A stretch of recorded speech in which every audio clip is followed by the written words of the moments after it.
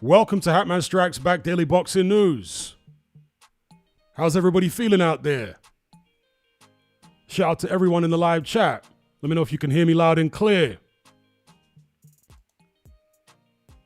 We got Jelly Mode in the place. Yes, Rastafari, Star Fox, Strangingness, Agni, Elden Joe's Gaming, Truth Channel, JR, Sean, David Fisher, Chicken and Waffles, Mushy, Ade, Chainsaw, of course. Big up Chainsaw.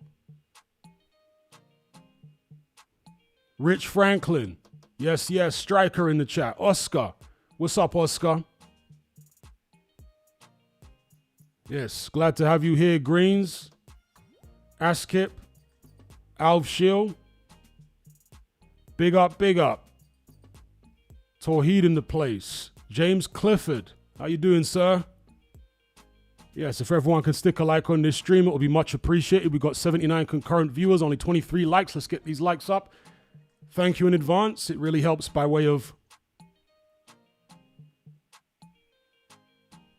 visibility, excuse me. All right, somebody asking what the beat is called at the start when I make a rap song to it. That's actually a beat that I made. Oh yeah, I dabble in beat making. I don't consider myself a proper producer, but I've dabbled in beat making over the years. And that's one of the more recent beats I made. You guys want to hear it again? Before we get into the boxing talk, it's kind of a drill beat. Let's just pause this for a second.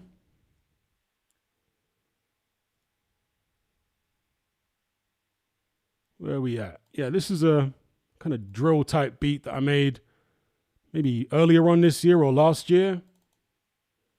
Just play it again here. In fact, just, yeah. Play it again, 1 sec.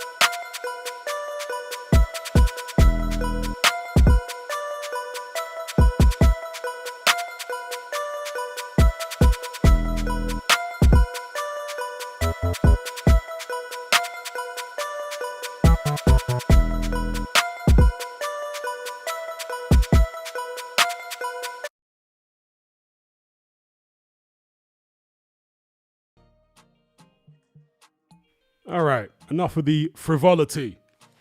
Let's get into the boxing talk. Again, big up everybody in the live chat. Yeah, a lot of people liking that beat. I appreciate the positive feedback. So, should we talk about some other boxing topics first or get straight into the main topic of this stream, which is Luke Partridge saying he's not coming back or he wouldn't come back even for $1 billion. What say you? What should we talk about first? Other boxing stuff or address Partridge head on? Big up James Wood. He said, I was reminiscing the other day about OG Facebook members, Liam Gregory, Pranab, Roy, Heston, Blumenthal, Miles Seller, missed the old days. Woody has totally disappeared as well. We'll catch up tomorrow. Big up James Wood. Yes.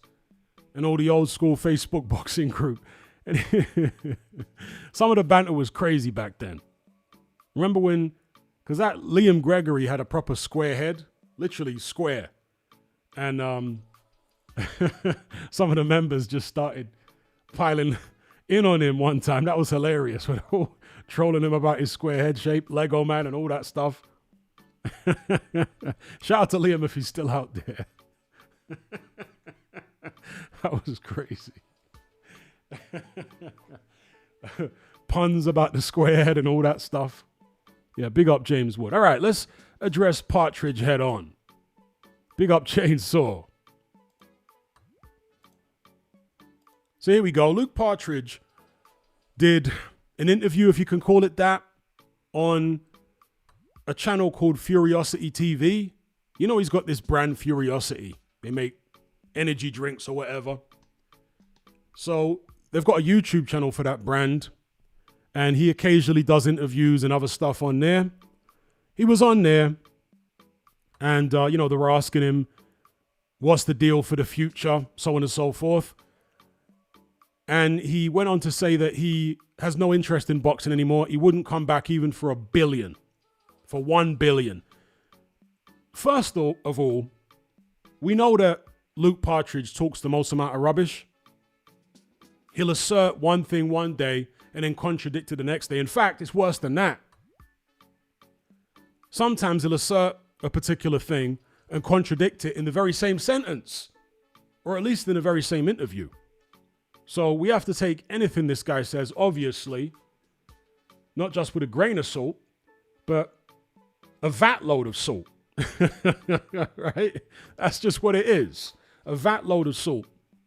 However, as other people have said, and I've been saying for the longest time, it's very clear to me that Partridge is bitterly disappointed and upset that his ruse, his attempt to con his way into the history books as the greatest heavyweight of his generation and the greatest heavyweight of all time, has failed miserably.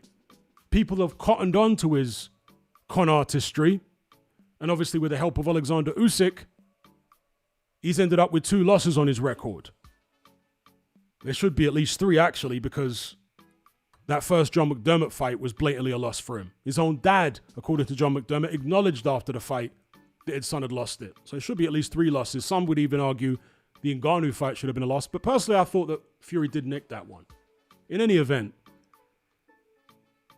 because this ruse, this attempted con to make the public believe that he was the best of his generation and the greatest heavyweight of all time didn't work, a consolation prize for him is to be recognized as the number 2.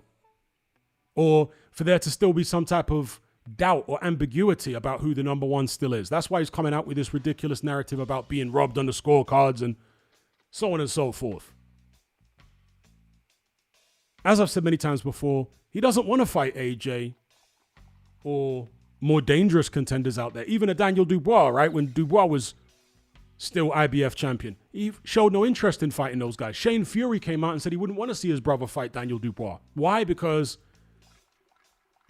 he doesn't want to risk losing that number 2 / possibly number 1 spot, which he's concocted for himself, which he is still managing to convince some people that he deserves.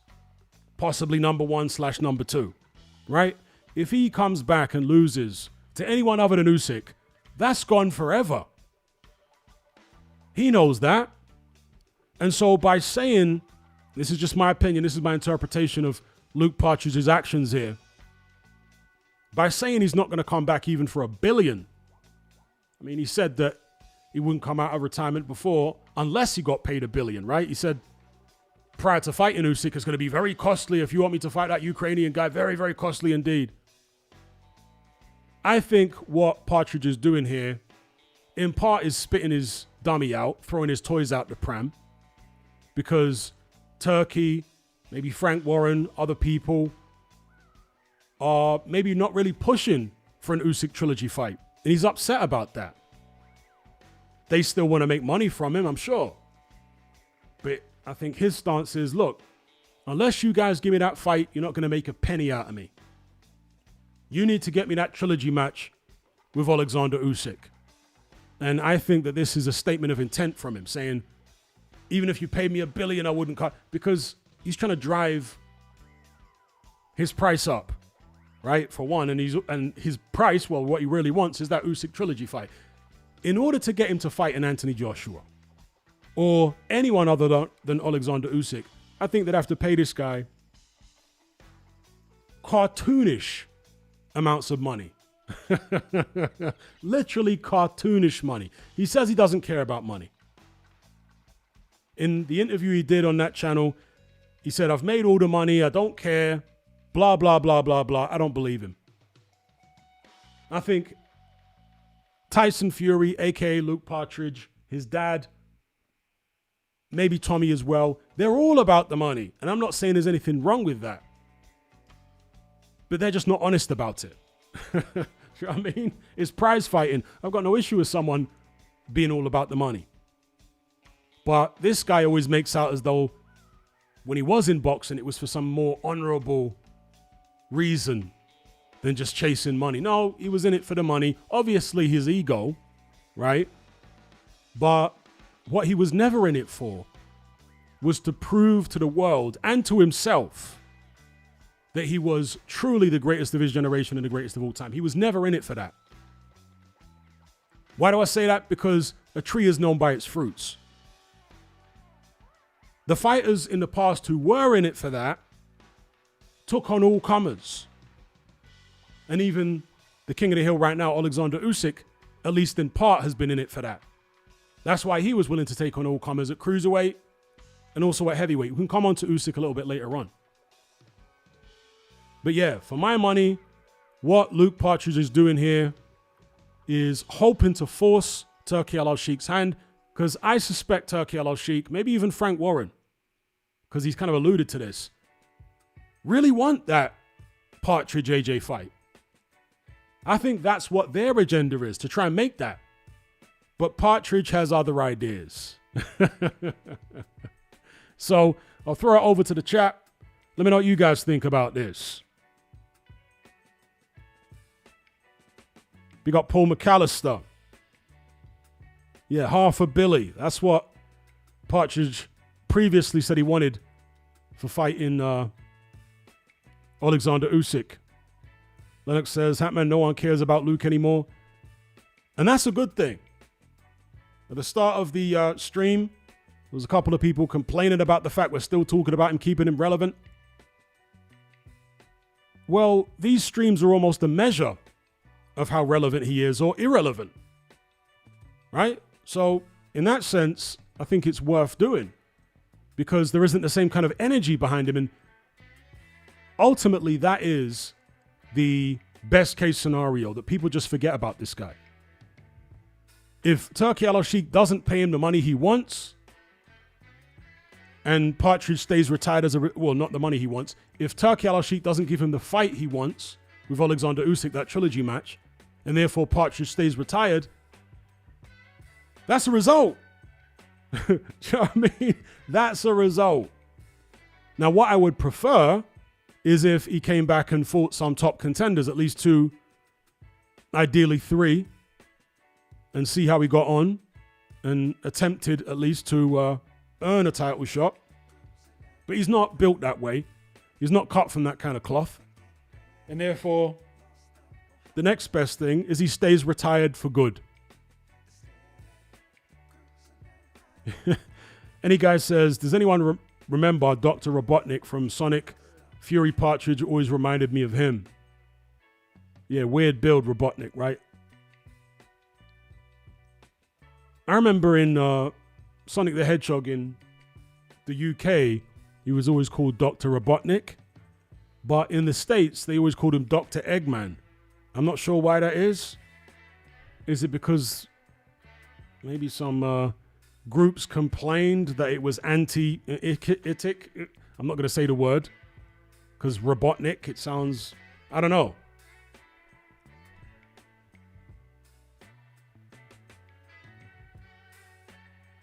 His name is Partridge.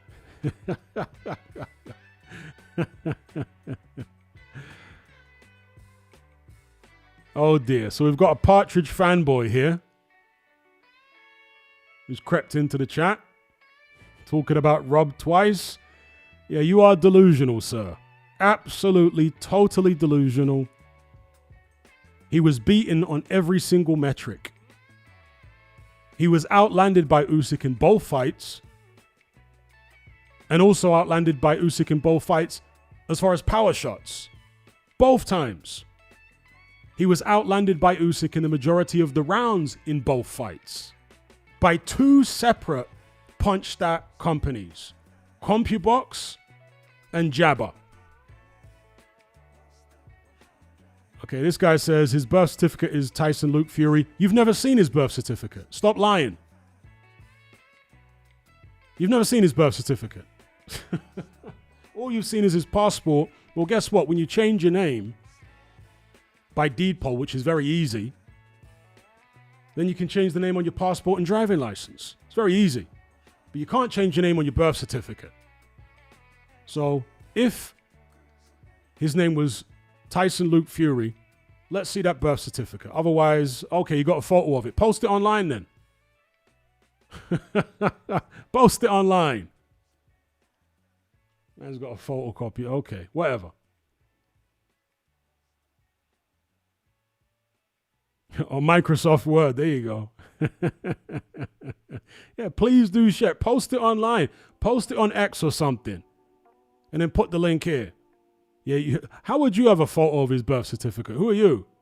Partridge himself? Maybe it's Partridge himself.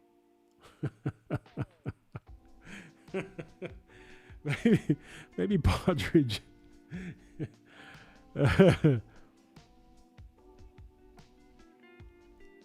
James Clifford said, what is a Benidorm breakup session? I've got no idea. What is that?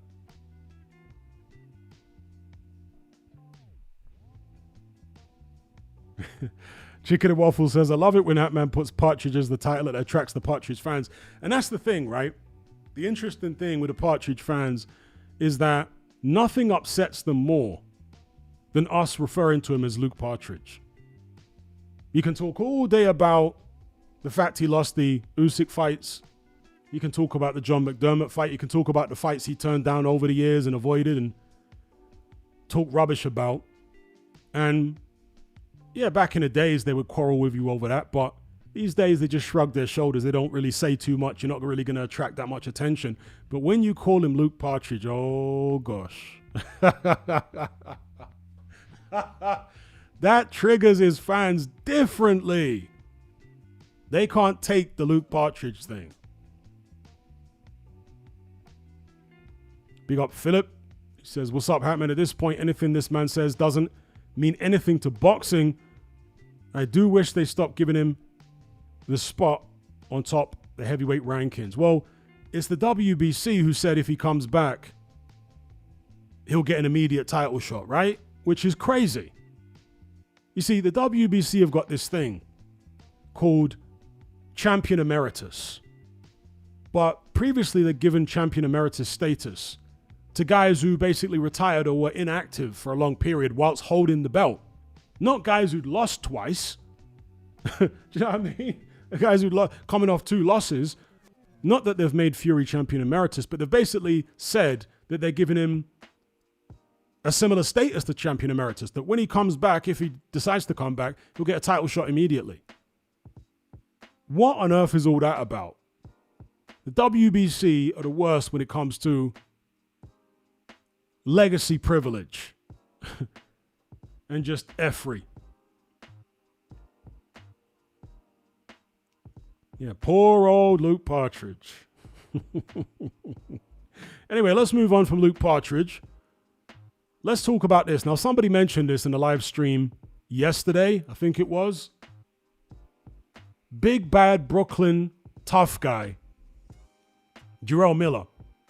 In this interview with The Stomping Ground, that's Charlie Parsons' YouTube channel, he said he wants $6 million to fight Moses Itama. $6 million. I mean, is this guy trying to take a leaf out of Partridge's book or what? He's friends with Partridge. He's been in his camp at least once, maybe more than once. And like Partridge, he's failed multiple PED tests in the past. Like Partridge, he's a trash talker, and I like trash talk. I quite like a lot of Jerrell Miller's trash talk, but still, I'm making some comparisons between him and Partridge. There are similarities there. And now, he's coming out with a totally ridiculous demand for fighting a prospect. Moses Itama, for all the hype and all the obvious talent and potential, he's still a prospect.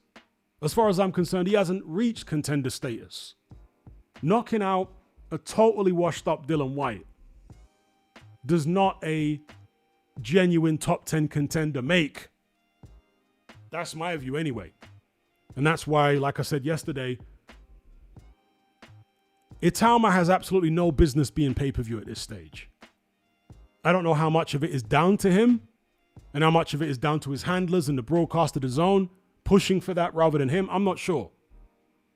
Whoever's responsible, in my view, yeah, Itama, there's no business putting this guy on pay-per-view at this stage as far as the level of opposition he's fighting right now, okay?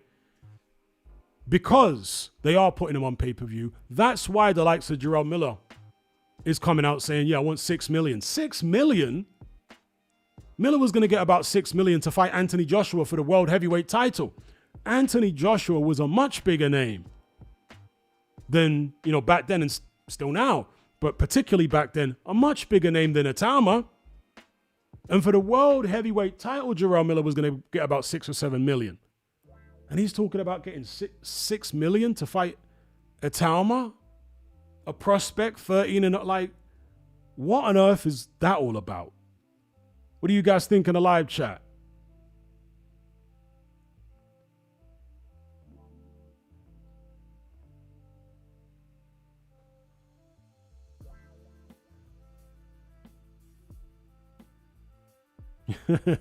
James Clifford said the Netflix sequel to At Home with the Furies is apparently Paris and Partridge on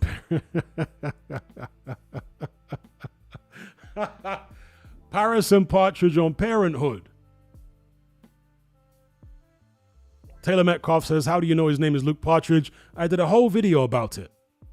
So go to my channel, in the search box, type in Tyson Fury's real name, words to that effect. Tyson Fury's real name, and it will come up. Did a whole video about it, telling you where the Partridge thing came from.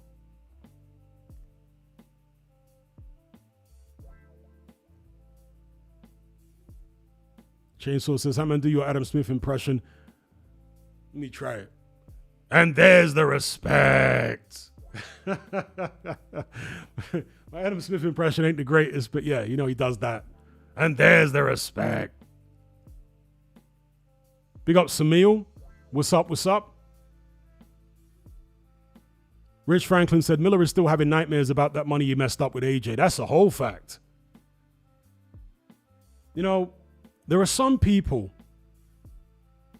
for example, you've got kleptomaniacs, people that are addicted to thievery and robbing and stealing. Kleptomaniacs. It's like some kind of mental illness. You got pyromaniacs, people that are obsessed with setting things on fire. I'm not sure how you would describe Jerrell Miller, but this guy was just addicted to cheating. Taking PEDs and then lying and taking more PEDs and lying. And I mean, there's something seriously wrong with the guy. Seriously wrong with him. As funny as he is, as charismatic as he is, there's something not right about him, clearly.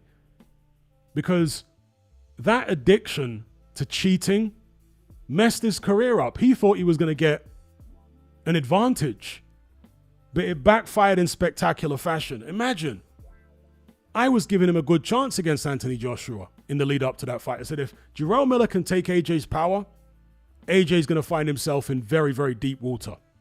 That's what I was saying in the run-up to that fight. And based upon what I've seen of Miller since, I think Miller could have taken his power. So he had the chance of a lifetime, the opportunity of a lifetime there, totally blew it. Career high money, totally blew it because of this insistence on cheating. Big up, am I dead yet?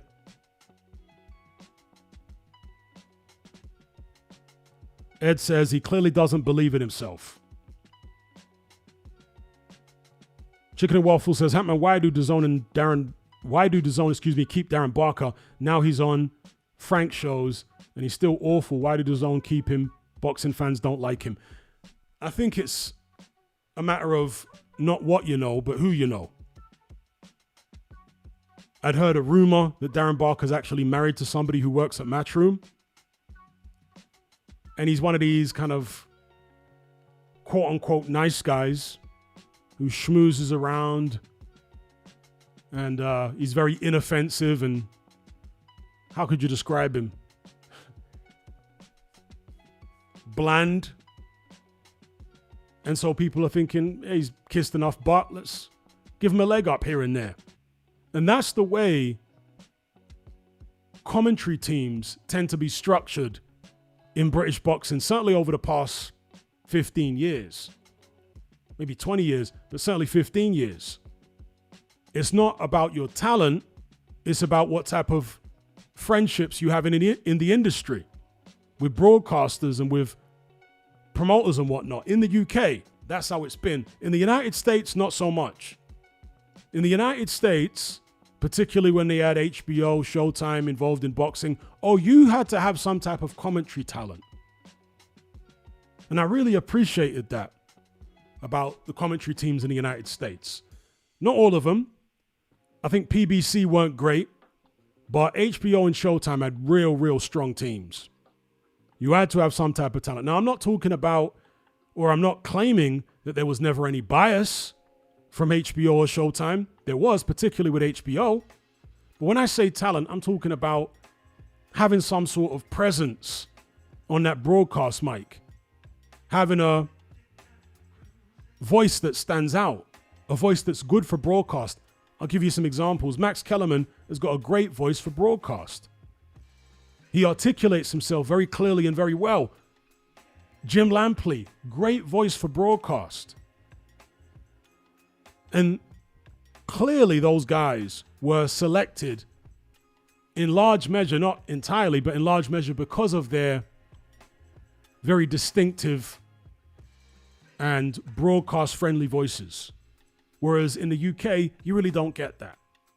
Very few UK boxing commentators have got an iconic voice. I mean, some people might say Adam Smith has developed a somewhat broadcast-friendly voice. Okay, I mean, I'm not particularly in love with the Adam Smith, and there's the respect. But he came up under Ian Darke. And Ian Darke did try to develop his voice and his commentary style over the years. Adam Smith, I think in the past, has admitted that he looked up to Ian Darke and saw him as a mentor and basically copied Ian Darke's style. Because Ian Darke used to get gravelly at points and, he didn't used to say, there's the respect, but he would get gravelly at points, but he wouldn't overdo it the way that Adam Smith does. So anyway, just a little tangent there. Somebody says Jim Watt. I love Jim Watt as a commentator. I thought he was great. Striker says Larry Merchant was awesome. I always liked Larry Merchant, even though as a person, he might not have been the greatest person, and he was very insensitive at times with boxers after fights and whatnot, and did some very questionable things. Larry Merchant was one of those old school American boxing journalists who, as a broadcaster, used to articulate himself like a writer. You know the way that writers, particularly boxing writers of his era, would use very kind of poetic and flowery language in their articles and have, metaphors and all this other stuff in their articles.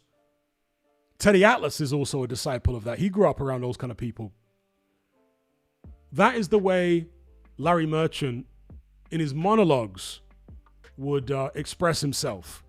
Sometimes in the commentary as well, but particularly in his monologues. I used to like the Larry Merchant monologues back in the 90s. Yeah, as he got older, those monologues started to get a bit weird because he was clearly in cognitive decline. But in his prime, I liked the Larry Merchant monologues. I thought they were some of the best parts of the HBO broadcast. Paul McAllister says, I miss when Glenn McCrory used to get drunk on the broadcast. Glenn McCrory got in a lot of trouble several times, allegedly, because of his drinking issues. The drinking issues are not alleged. It's well documented that Glenn McCrory has had drinking issues for years. But I don't think it was ever made official the reason that he was sacked from Sky. But as I understand it, it was because of drinking issues. He'd turn up late, stinking of alcohol and all that kind of stuff. And he got in some legal scrapes, mostly in the Northeast where he's from. And that also influenced, and I think Adam Smith had to fight to keep Glenn McCrory at times. But yeah, he just loved to drink apparently, and that messed up his Sky situation. Dr. Wu says, Hatman, have you noticed Sky has removed Jim Watt's voice from AJ Dylan White fight? Have they? That's weird.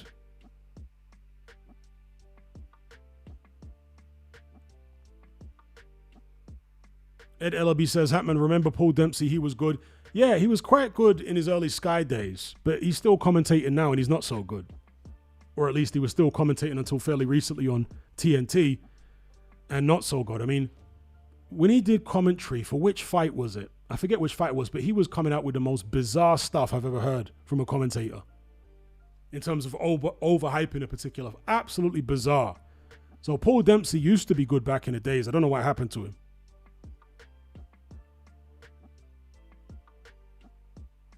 Striker says, I used to like Teddy Atlas. Can't stand him now. He takes 45 minutes to say something he can say in 1 minute.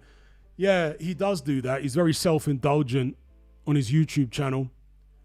When he's being interviewed, I still find him decent to listen to. When he's being interviewed by, a regular or another YouTube platform. But on his own platform, yeah, it's very, very long-winded to say the least.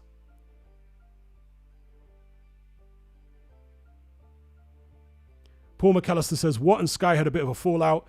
I think they forcibly retired him because he was getting heavily criticized in the final few years. I always thought it was really unfortunate the way that boxing fans were piling on Jim Watt because they said he was biased against British fighters. He was never biased against British fighters. He was being objective. And it's so ironic that Jim Watt got all this criticism for hating on British fighters when today commentators get criticized for being biased in favor of British fighters. It's like, you're damned if you do and you're damned if you don't. So I always liked Jim Watt, but I remember all the backlash he got, for example, after the David Haye-Valaev fight. Because I think he might have said that Haye possibly didn't do quite enough in the eyes of the judges from his perspective. It's in Germany. Valaev was based in Germany, even though he's Russian, so on and so forth.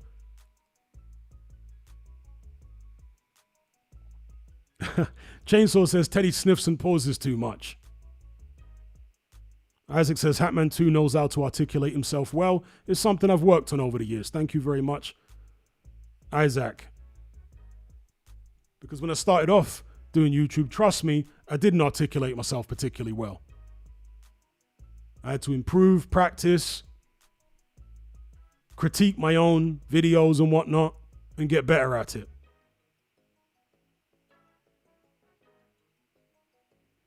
Chicken and Waffle says, I'm sure I heard Adia Matchroom shows are Matchroom media only apart from one or two people. How can you have fair commentary when the promoter chooses the team? But I think that was part of Matchroom's deal with DAZN, that they got to choose the commentary team. I think that's one of the reasons that Eddie Hearn left Sky, because with Sky, he didn't have as much control. With DAZN, as part of his deal, he's got way more control. We got Matt Borgerson for the super chat. He says, Teddy Atlas is great. What do you mean, people? He knows his stuff. Well, Teddy Atlas does know his stuff, but on his channel, as somebody said a few moments earlier, Teddy Atlas will take literally 10, 20, sometimes 30 minutes to say something which you could say in one sentence. He'll drag it out unnecessarily. And you do get the impression that Teddy Atlas is the kind of guy that just loves the sound of his own voice. When Ken Rideout, his previous co-host on his podcast, was still on there, Teddy Atlas would constantly talk over Ken Rideout. Whenever Ken Rideout would want to get his view across, Teddy Atlas would butt in. He just was totally in love with the sound of his own voice. Still is, Teddy Atlas. Now he's got his son, and his son is basically a sycophant for his dad, as you would expect. So, no, I understand the criticisms of Teddy Atlas. Yes, he does give some very good insights. He's obviously a very experienced guy in boxing. But as a character, he can be a bit jarring at times when he's not constrained. That's why I prefer when Teddy Atlas, for example, was part of a broadcast team. Because then he had to let other people speak and whatnot. And also, when he's being interviewed by somebody, he can't talk for that long because it's usually like an on-the-spot interview. And there are other people queuing up to interview him, so on and so forth. So, yeah, I like Teddy Atlas in small doses because, as I say, I do understand the criticism. A big up, Matt, for the super chat. Big up. I'm really going to struggle to pronounce your name here. Is it Jeshuran? Big up Jeshuran for the super chat. He says, US boxing is tied to its journalism and literature. Mailer, Plimpton, Sugar, Fleischer. Adam Hughes for Runyon and Hemingway. Yes, those old school American writers influenced boxing writers. And certainly, you know, the Burt Sugars, Nat Fleischers, so on and so forth, were influenced by people like Ernest Hemingway completely, yeah. And I used to like the language that they would use. Even Costamato. I remember there was a journalist, I forget his name now. He was a Jewish American journalist. And he said he never met anyone before in his life who wasn't a writer, who thought more like a writer than Costamato. So Costamato obviously used to read a lot, right? Because he would think in this very metaphorical and poetic way and talk like that. And so when this writer, I forget the name of the guy now, again, Jewish American guy, writer, journalist, and yeah, that's the way he described Costamato. He said, I never met a guy who wasn't a writer that thought more like a writer. He was always full of these parables and stuff like that, Costamato. Fear and fire, the difference between the hero and the coward, all that type of business. So yeah, big up Jeshuran. I'm assuming that's an Indian name. Big up, much appreciated for the super chat. Let's switch up the visuals here.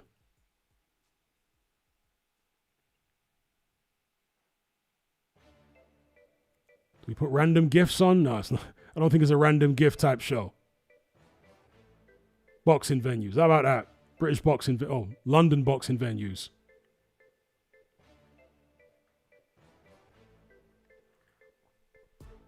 Bexy says, Hatman, do you think Tyson Fury is a ladies' man? Could he get a baddie? Any man with money who isn't like hideously deformed and unsanitary can get a baddie. So, of course, Tyson Fury could get baddies. Tyson Fury, I'm pretty sure it was reported in the newspapers years ago, had an affair. At least one affair, right? And yet his wife is still with him. Such is the dynamic between male and female with regards to nepotism. When the majority of women come across a guy who can give them a lifestyle way above and beyond anything they could achieve for themselves, they're willing to put up with far more. Be it, not the nicest looks.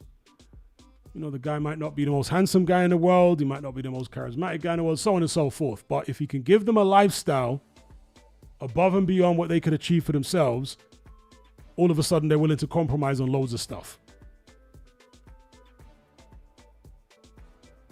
That's hypergamy. Did I say polygamy? Hypergamy. That's the reality of hypergamy. Big up Damon for the super chat. He says, Prime Parker versus Tua, opinion, long-time listener. Yeah, I think somebody's asked me this one before, and I might have picked Parker. But after the way, it depends on which version of Parker we're talking about. The version of Parker who fought Andy Ruiz, I think he outpoints David Tua, personally. David Tua, ferocious puncher, but a plodder. Slow feet, good chin, yes, good power, particularly in the left hook. But he was outboxed a number of times throughout his career. It weren't just Lennox Lewis who outboxed him. Yeah, he managed to catch up with certain guys late, like Frazer Kendall, but he was getting well outboxed by Frazer Kendall. Chris Bird, right? Even Oleg Muskayev, before he caught up to him, was outboxing him. Hasim Rahman arguably beat him in the second fight. That was declared a draw. So I think the Parker who fought Andy Ruiz, in my opinion, would outpoint David Tua. Yeah. But the Parker who fought Wardley, I think would have got cleaned out by Tua. If he fought like that, with that kind of mentality, like I'm going to go in there and let my hands go and try and chin this guy, yeah, Tua would have smoked him. So it depends on the version of Parker. And I have to say that because going into the Wardley fight, there were some people saying that Parker's in his prime. Big up Paul McAllister for the super chat. He says, the fight that got me big time into boxing was Mayweather versus Hatton. Did you give Ricky a chance or did you suspect that Floyd would be too slick? Yeah, I thought that Mayweather would comfortably beat Ricky Hatton. I watched that fight at a friend's house, an ex-colleague's house, a guy who I was a bouncer with. And he was a big Ricky Hatton fan. He was actually from Manchester. And he invited me around to his house. Yeah, he bought the pay-per-view. And he asked me, how'd you see the fight going? And I said, yeah, Mayweather's going to totally outbox him. I just don't think Hatton's got much of a chance at all. And he looked at me kind of puzzled. He's like, what? You think Mayweather's going to do what? I said, yeah, I don't think Hatton's got much of a chance in this fight. So, yeah, I always thought it would be a relatively straightforward fight for Floyd Mayweather. Big up Paul McAllister for the super chat. Big up Matt for the super chat. He says, do you think Paulie Malignaggi is broke? I have got no idea, but I completely understand why you're asking that question. It depends on how you class broke, right? He's certainly not broke compared to the average person. But when you compare him to other former world champions, maybe of his generation, they might consider him to be broke. I guess what you're really asking is, if Paulie Malignaggi had made multi-millions, would he still be coming back? If he still had multi-millions in the bank, would he still be coming back to have these bare knuckle fights and all this type of business? And I really don't know. Some people just have it in them to want to continue to fight. And I'll give you an example. Chris Eubank Jr. and Conor Benn.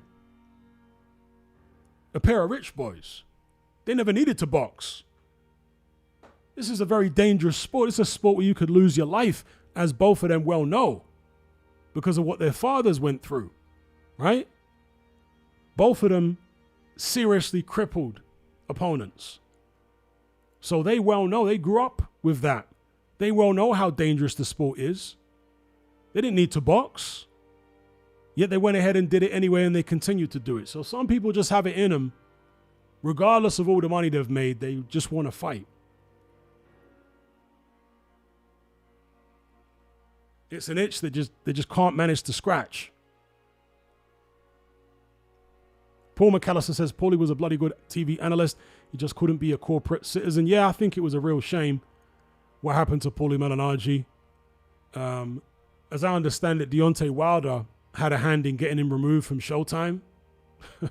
Dear, oh dear, oh dear. I thought he was great as a boxing analyst. But yeah, he wouldn't toe the line and be Mr. Corporate. He wouldn't be a company man. And that's why he's been frozen out and left out in the cold. Samil says, Hatman Lennox Lewis versus Hasim Rahman KO was the cleanest KO ever. I don't know about cleanest KO ever, but it was certainly a clean KO. Very nice shot.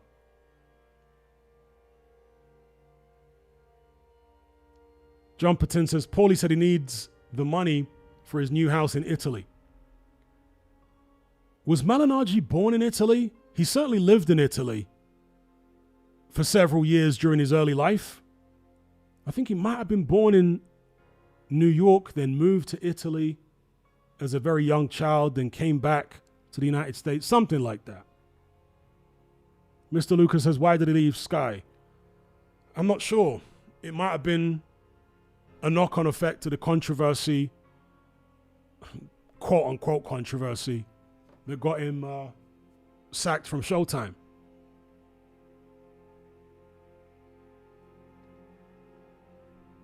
Hey, Paulie, bada bing. Yeah, Paulie's part of that old school, maybe the last generation of the old school New York Italians that used to talk in that very expressive way with their hands and, hey, Paulie, bada bing, bada boom, and all that type of business. Yeah.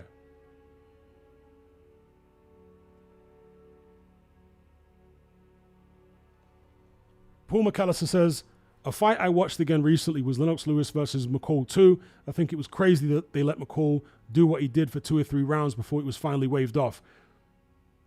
Well, today it would be seen as crazy.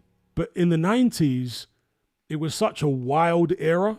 There were so many wild things going on all the time that it seemed like the done thing to just let it continue for a while.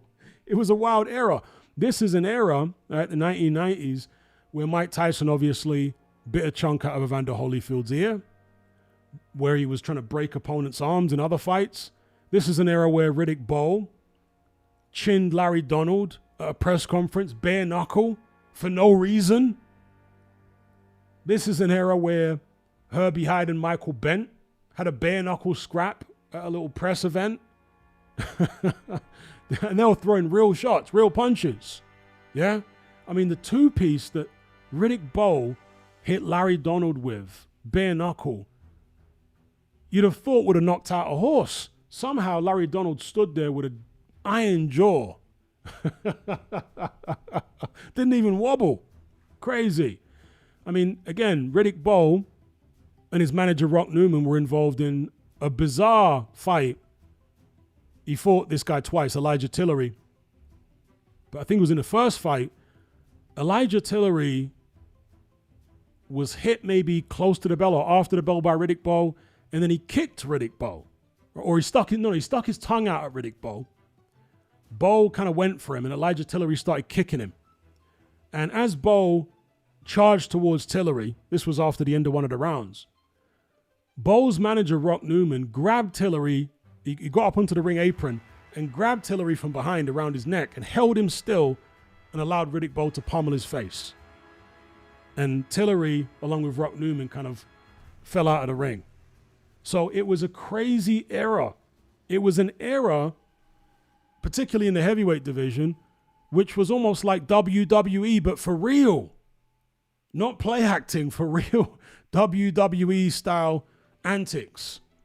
So, yeah, in today's context, Lewis McCall 2 would have been really odd, that they would have let a fight like that go on for so long. But back then there were so many crazy things going on in boxing. The Fan Man incident, how can we forget that? Evander Holyfield, Riddick Bowe, their second fight in the 6th or 7th round. That fight was at Caesar's Palace, outside, right? Outdoor venue.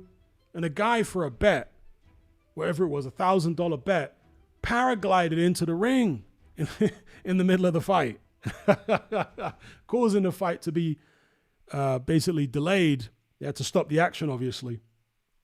They stopped the action for, 20 minutes, 30 minutes or something. And that guy got beaten unconscious by members of Bowe's entourage because his feet ended up in the ring, but then the parachute was caught on the canopy above the ring, so it kind of swung him back into the crowd. And when he went into the crowd, Bowe's people just pummeled him unconscious. And as somebody else mentioned there in the live chat, when Riddick Bowe fought Andrew Golota the first time, there was a full-on riot after the fight. Golota got disqualified for repeated low blows, and Bowe's team jumped in the ring after the fight and attacked Golota, smashed the walkie-talkie over his head, and there was just a full-on riot in Madison Square Garden. And because of that incident, they didn't put boxing events on at Madison Square Garden for quite some years because of that full-scale riot. Lou Duva, who was one of the handlers and trainers of Andrew Golota, had, I think it was a heart attack in the ring. He had to be stretchered out.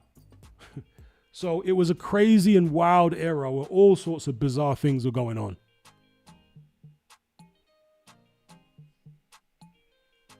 President Brush says, I just watched that Bowe Larry Holmes press conference. Wow, what a bang. Yeah, it was a hell of a 2-piece. And Larry Donald, Iron Jaw, just took the shots.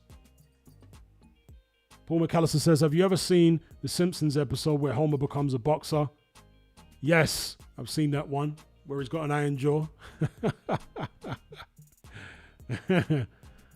Yep, I've seen that one. Any guy says, sounds like Bowe was involved in most of these incidents. He was involved in a lot of them, yeah. He was involved in a lot of them. But Gallotta was involved in his fair share of incidents, you know. He bit an opponent. He fought a Samoan guy called Samson Puha. He bit him. Ike Ibeabuchi towards the back end of the 90s. He was crazy. More so for the stuff he did outside the ring rather than in the ring. There was Gallotta. Herbie Hyde was a very wild, emotional type of character. Again, he had that fight with Michael Bent. I'm talking about the fight they had before they got in the ring. Just dusting some type of insect off me here, folks.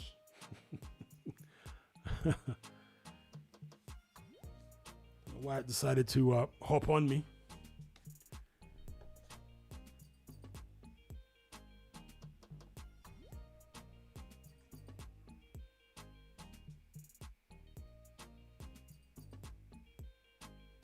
Guryon says, Bowe comes across as a nice guy in interviews.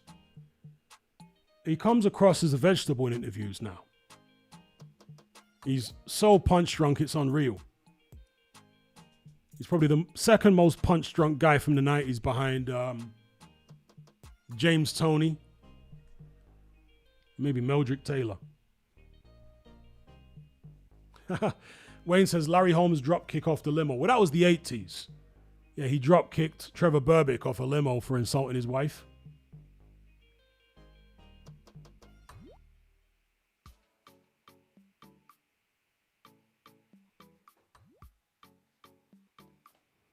JR says, what was Bowe's best performance in your opinion?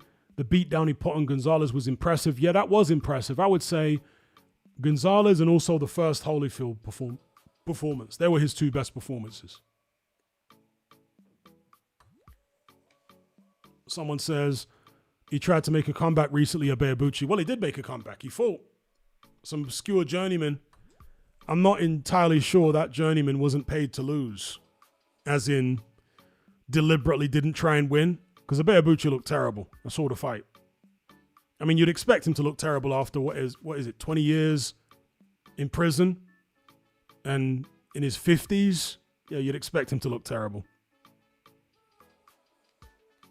Paul McAllister says, where does Tim Witherspoon rank in that era? Underrated or champ during a weak period before Tyson unified? So I was thinking about Tim Witherspoon actually, Paul, today because of Fabio Wardley. Because Wardley, as we all know, only had about 3 or 4 white collar bouts, no amateur background. And he's now nearly at the pinnacle of the sport, which is a remarkable feat. And I was thinking to myself about making a video about other heavyweights who have climbed close to the top or to the actual top that had similarly little experience. And I can't think of any that have as little, precisely as little experience as Wardley, but there were guys who didn't have much experience and they became very good professionals. Tim Witherspoon being one of them. I think Tim Witherspoon only had about 10 amateur fights, there or thereabouts. Okay, very, very few. And relatively early on in his career, he was in against Larry Holmes, and he held his own. He lost the fight, but he held his own. So I think Witherspoon was maybe a little underrated, a little underappreciated, but he blew hot and cold. He put on some good performances, but then there was the second fight with Bone Crusher Smith where he got blasted out in a round, although he claimed years later that he took a dive, that Don King told him to throw the fight. Yeah, he said that. I think it was actually on either Satanta or Box Nation in an interview where he came out and said, yeah, Don King told me to throw the fight. So that's what I did, because he'd already beaten Bone Crusher Smith before. So I think Witherspoon, obviously, he did hold a version of the heavyweight title. He beat Frank Bruno. He stopped him. I think he was maybe slightly underrated, but yeah, he blew hot and cold. He was inconsistent, Tim Witherspoon. Very inconsistent. And he made that comeback in the 90s where he had a few good wins, but then put in some, again, less than stellar performances.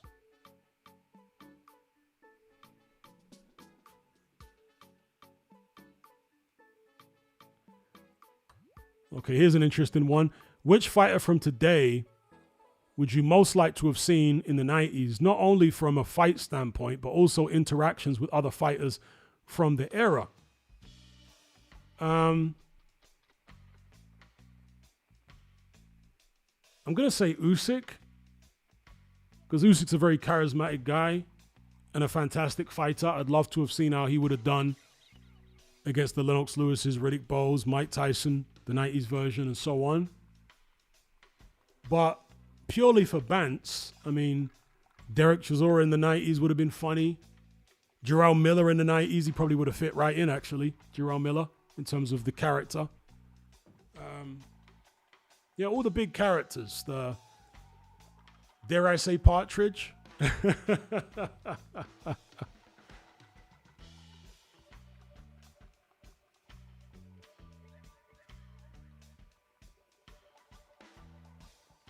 JR says, funny how not only boxing, but wrestling, music, TV, general life was top tier in the 90s, and I don't just think it's nostalgia. Yeah, a lot of people say that.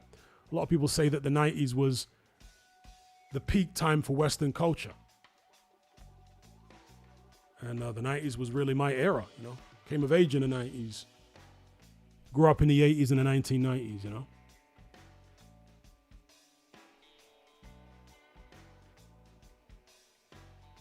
JR says Chisora versus Golota.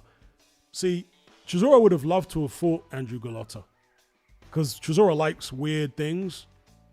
So he would have looked at the crazy Andrew Golota and thought, I want to try and out crazy him. That's how Chisora's mind works, you know. Indeed, Dr. Wu says Big Baby Miller has a 90s haircut. He does indeed.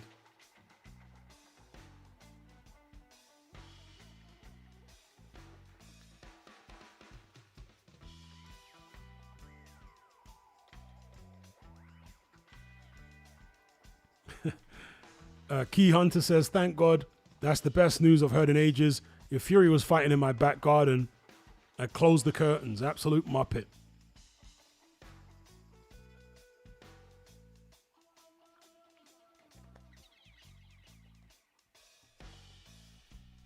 Techie says, Partridge and his lies.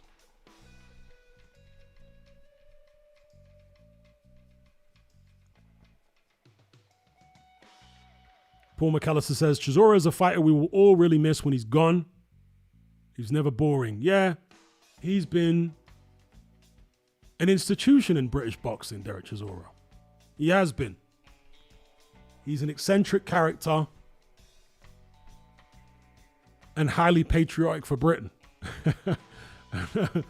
And British boxing fans like eccentric characters and they like patriotic fighters, you know, fighters who are patriotic for Britain. So Chisora ticks both of those boxes. And also, another thing, of course, is that Chisora gives his all whenever he's in the ring.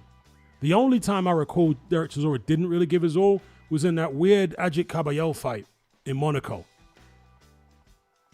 He sleepwalked through that fight. But other than that, Chisora always gives his all, win or lose.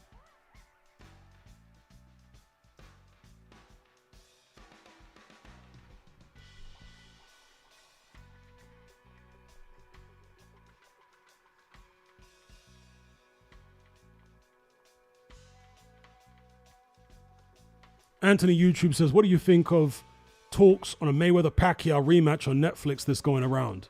I hope it's not true.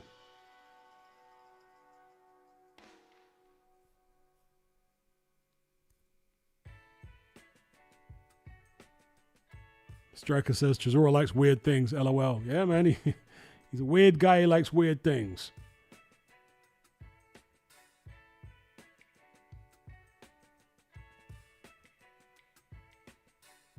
Carlton Palmer says Chisora is an a-hole though. A lot of fighters think the same.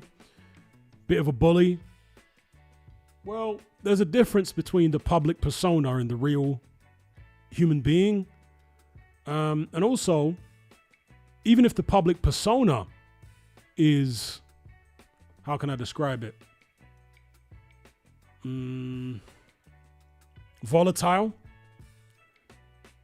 It can be entertaining to watch from a distance. I can fully believe that Derek Chisora is a difficult person to be around. But I'm not around him, right? I watch him from a distance on the television and on YouTube. And from my vantage point, it's all very funny.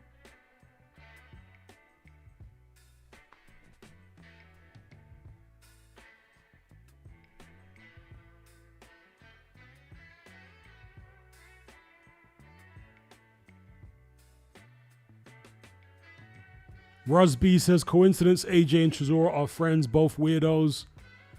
They're both weirdos, but in different ways. Even though Derek Chisora is very weird, he's more likable as a character, to me anyway, than Anthony Joshua, who just comes across as so weird that there's nothing funny there. He's just really, really odd. Anthony YouTube says there's rumors it's serious negotiations apparently. Okay, for this Pacquiao Mayweather thing. That's a shame. Jimmy Nail says, I won't go into it, but as much as a warrior Derek is, he rubs my spirit the wrong way.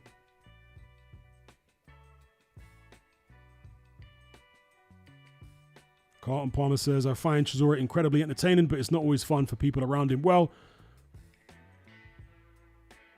I knew a girl back in the days, a Zimbabwean girl, who didn't know anything about boxing, but she knew who Derek Chisora was, right? She was born and raised in Zimbabwe, I think moved to the UK maybe in her late teens.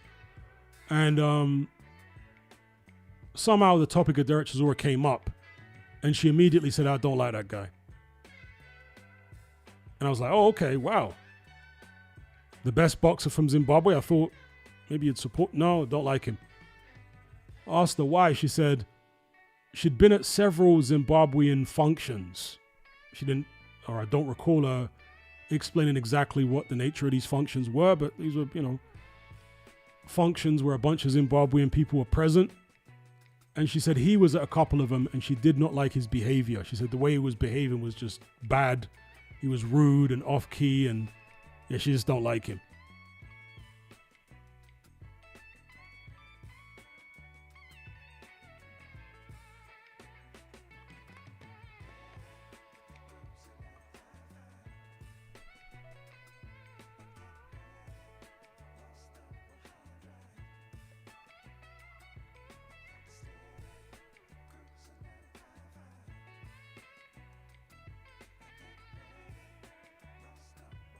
Chicken and Waffle says Chisora is a big Trump fan.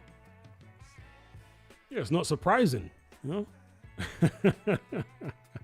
Given the way Trump comes across, and, I don't like politics at all, and I don't trust any politician, including Trump, but Trump is funny, He's got this uncouth way of talking and communicating. It's funny. I see loads of Trump videos and I'm laughing out loud. It's funny. And so I can understand why Derek Chisora, being as eccentric and outside the box as he is, would be drawn to Trump, would be drawn to Farage and, these kind of colorful political characters.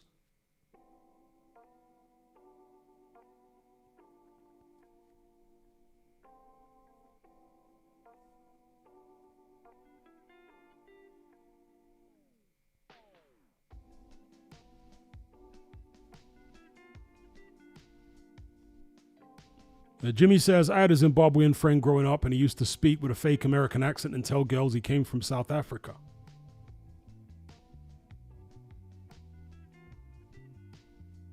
Taylor says, how do you think AJ will go down in the history books?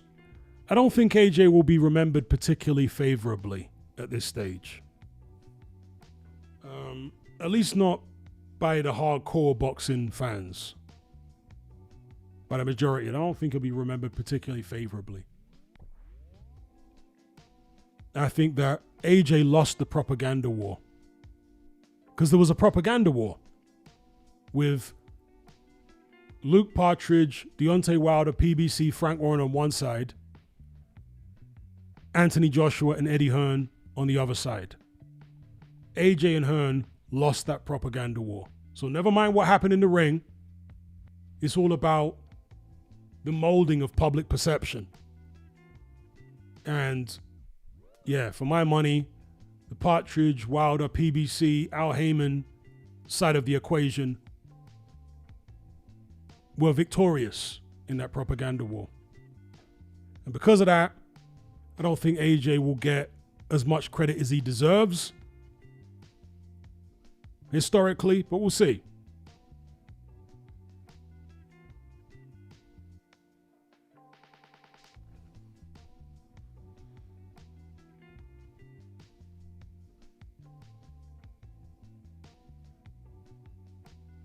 JJ, I guess, talking about the title of the stream.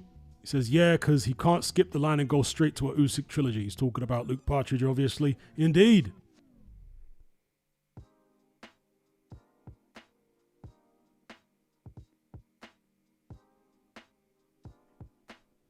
Wayne says AJ KO's Fury and Wilder.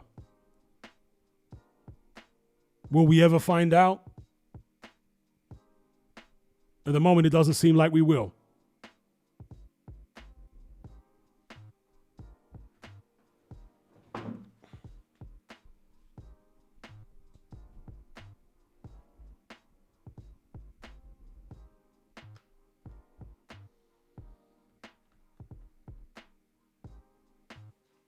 Jimmy says AJ sometimes may be seen as moving like DJ Khaled. What do you mean by that? That's an interesting comment. What do you mean? Like DJ Khaled? How so? Samil says, Hatman, what is the healthcare like in Zimbabwe? I've got no idea. I don't live in Zimbabwe.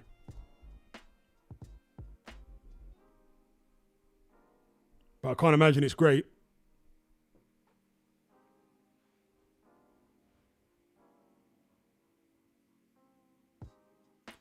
Would Prime Hay have beaten AJ? That's an interesting question. That is a real interesting question.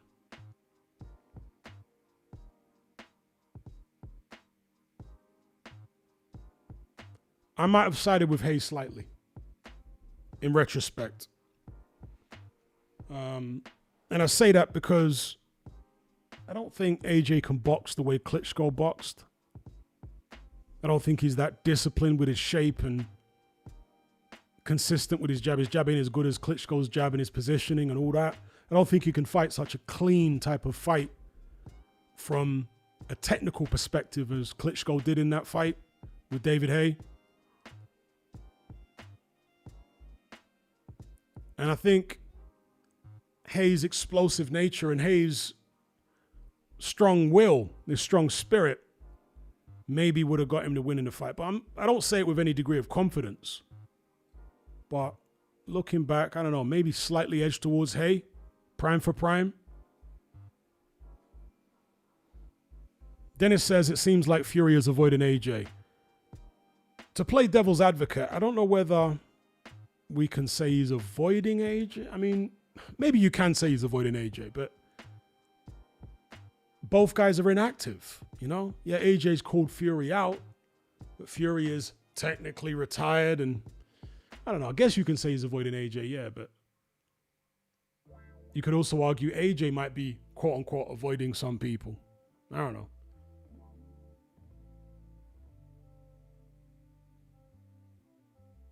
We got Mac B. He said he boxed like Vlad against Ruiz in the second fight. I disagree. Vlad didn't box like that.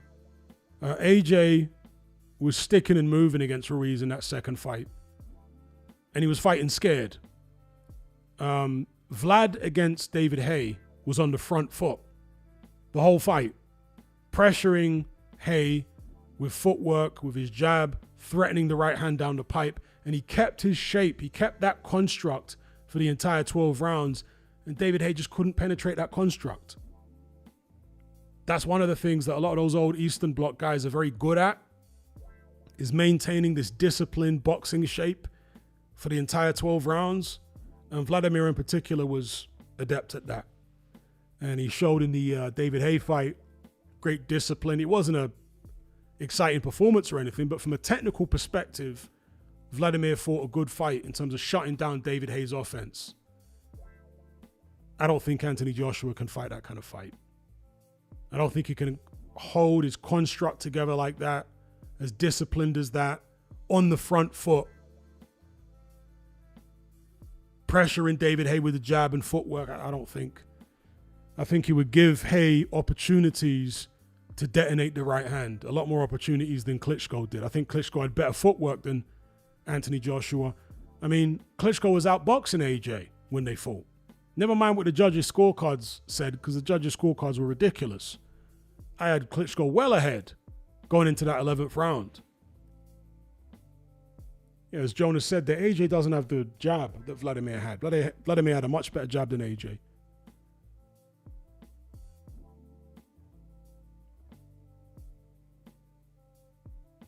And indeed, AJ doesn't foul as much as Vlad. And that's another thing.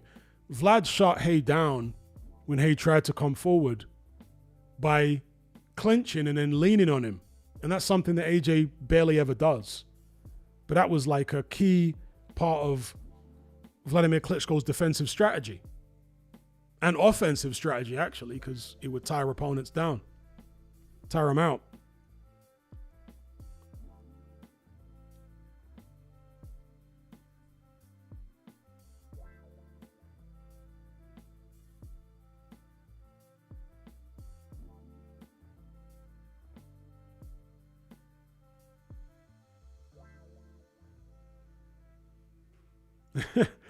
Taylor says, I want AJ to do a heel turn for his last few fights. It would be funny. That actually would be funny. I can agree with you on that. Yes. David Haye doing a heel turn. Did I say David Haye? Excuse me. Anthony Joshua, because David Haye kind of liked that heel stuff. No, Anthony Joshua doing a heel turn for his final few fights. Yeah, that would be funny. That would be a nice little switch up.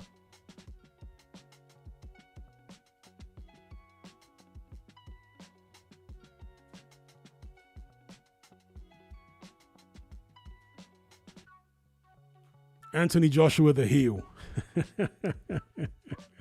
Be like Hulk Hogan. You know when he came back from WCW as Hollywood Hogan? He dyed his beard black and all that. AJ might be quite an entertaining heel. Come to think of it. That might have been his calling all along.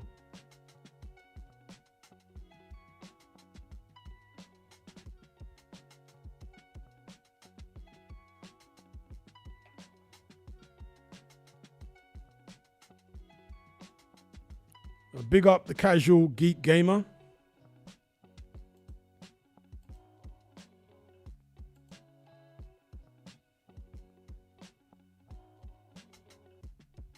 He says, thoughts on a potential Caballero-Dubois fight? Love the channel. As far as I'm aware, the fight that Dubois is most likely to be involved in next is a final eliminator for the IBF versus Frank Sanchez. If that fight doesn't happen, and he goes in there against the Caballero, I'll be picking Caballero to win by stoppage. Yeah, I'd take Caballero to beat Dubois by stoppage right now. Carlton Palmer says, AJ as the heel would just be weird. It would be weird, but weird funny. See, some things are just weird. They're not even funny. For me, AJ the heel would be weird. It would be cringe, but weird funny.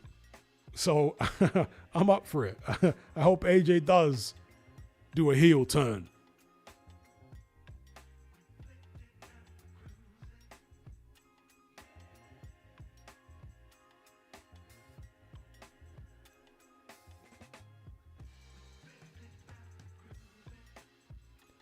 NJ says, what have I missed about Partridge? What's he on about now? He says he wouldn't come back to boxing even for $1 billion. That's what he's claiming.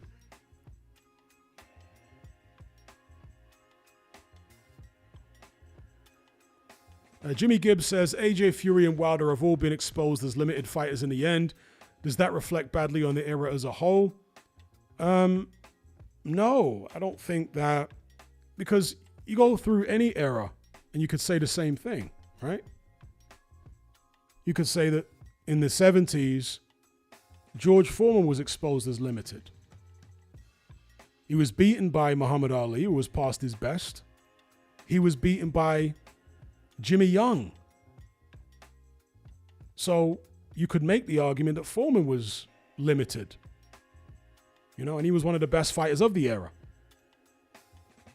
You could argue that Joe Frazier, although he was a tenacious fighter, he got dropped a load of times in his career. Obviously got wiped out by George Foreman, was decked by Oscar Bonavena,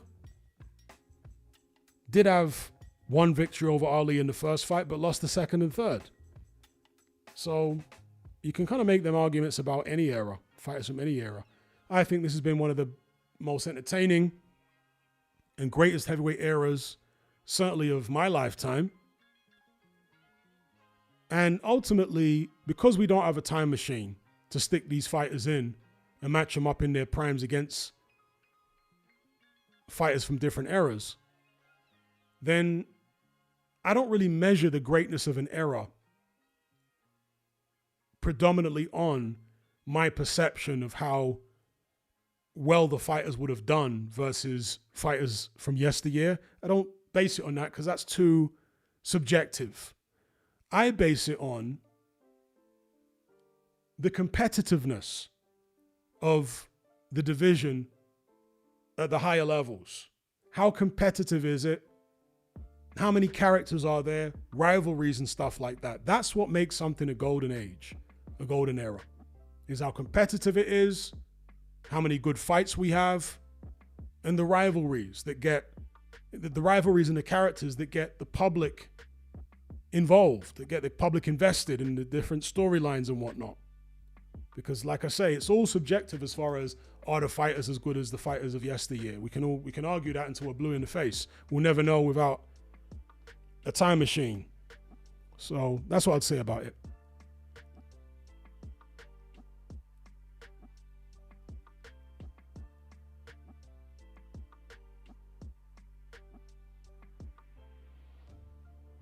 That's right, Jimmy Styles make fights. Kyle says Anthony Hoover Joshua.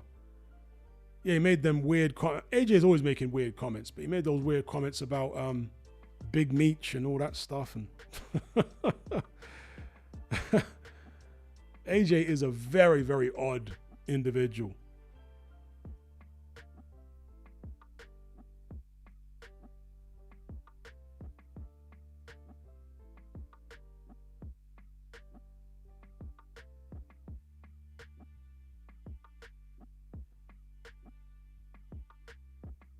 Dennis says White and Chisora 3 is a washed up fight. Sometimes washed up fights are entertaining, See, if guys who are that washed up are going to fight on, I'd rather see them fight their contemporaries who are similarly washed up rather than trying to take on the new crop the way that Dylan White did against the Talma.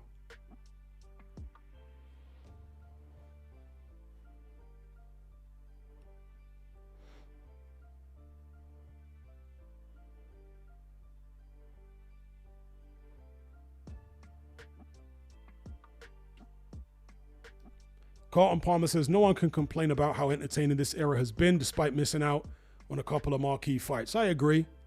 Because in the 90s, there was fights that didn't happen that we wanted to see. Most notably, in the heavyweight division, Lennox Lewis versus Riddick Bowe in the pros. That fight never happened. That was a big rivalry for years that never materialized. Another one would have been Mike Tyson versus Riddick Bowe. That never happened either.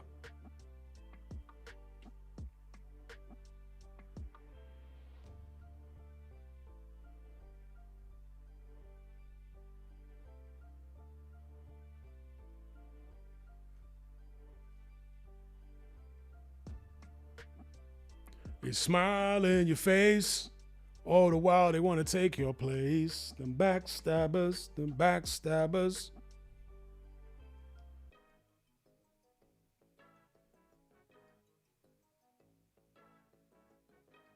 Rusby says Chisora will demolish White now, though. Chisora has never been great, but he has a lot more left. White has no punch resistance whatsoever. Yeah, I would tend to suspect that Chisora is going to win the fight if it goes ahead with Dylan White as well. Big up Liam Goff, a.k.a. G-Man in the chat. Good to have you on board. Big up, big up. Taylor says AJ doesn't have great fighting instincts. Indeed, he doesn't. He's like the opposite of Fabio Wardley. Fabio Wardley, not as technically proficient as AJ, but he's got those fighting instincts. Naturally tougher. He's much better in a crisis. You know, some fighters, when they get nailed and hurt, they go into shell shock. AJ's one of them. Lucian Bute is another fighter who was like that. Whenever Lucian Bute got hurt, man would just go into like shell shock. Frank Bruno used to be like that. He'd also go into shell shock. Fabio Wardley's the opposite. When he gets hit and hurt, it G's him up somehow. I mean, it angers him. And he comes back with a furious rage if you hit and hurt him.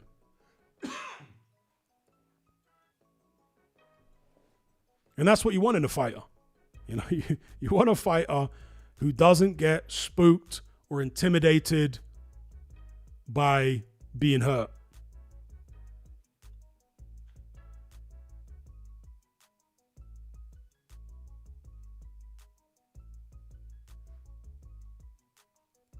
Liam Goff says, I only wish we had the name Luke Partridge in 2023 when he was ducking Usyk.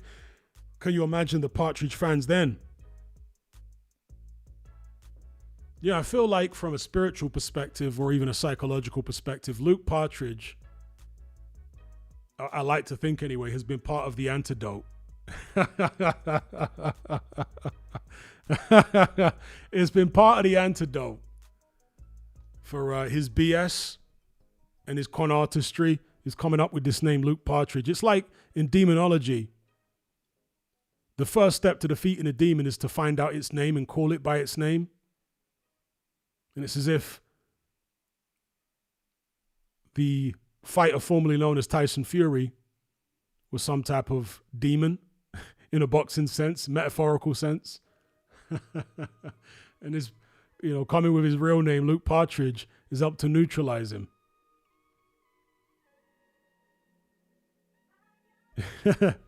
Big up Ingram, he says, I saw Hatman put a video up about Lukey Partridge and putting it on him, and I click simples.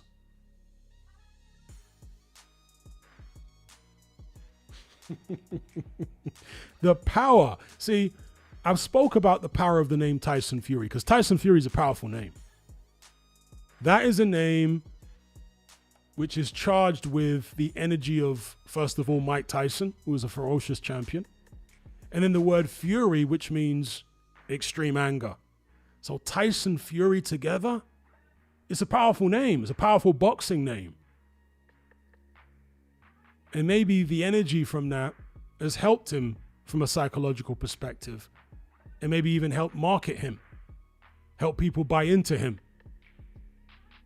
But the energy of the name Luke Partridge has the opposite effect. And so it's powerful when it comes to neutralizing him. Luke Partridge.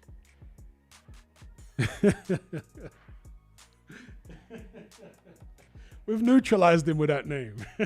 And that's why his fans hate it so much. Because they know the power, the neutralizing power of the name Luke Partridge.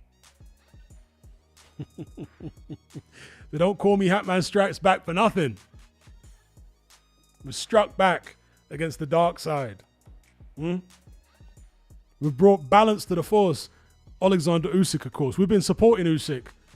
Like Luke Skywalker bringing balance to the force.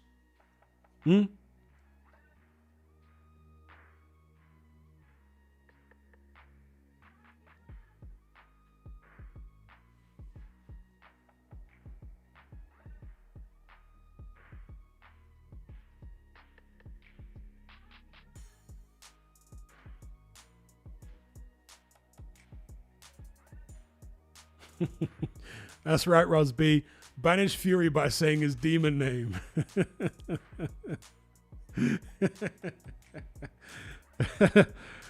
Yeah, the force is strong with Usyk. That's right. Liam says, Luke Partridge, even if I'm having a bad day, I think of that name and boom, I'm laughing. Same for me. It is a wild name. It's a wild name. Luke Partridge.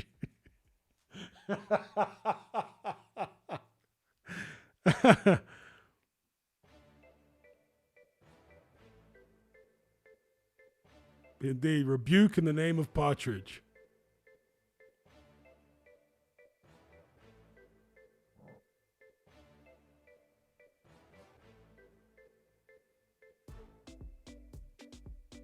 Ingram says, I think it really started going downhill for him after the Dillon fight. Could have been simple and fight Usyk, but nope, all the foolishness with Chisora and fighting MMA fighters, yeah. He wanted to con his way into the history books rather than fight his way into the history books.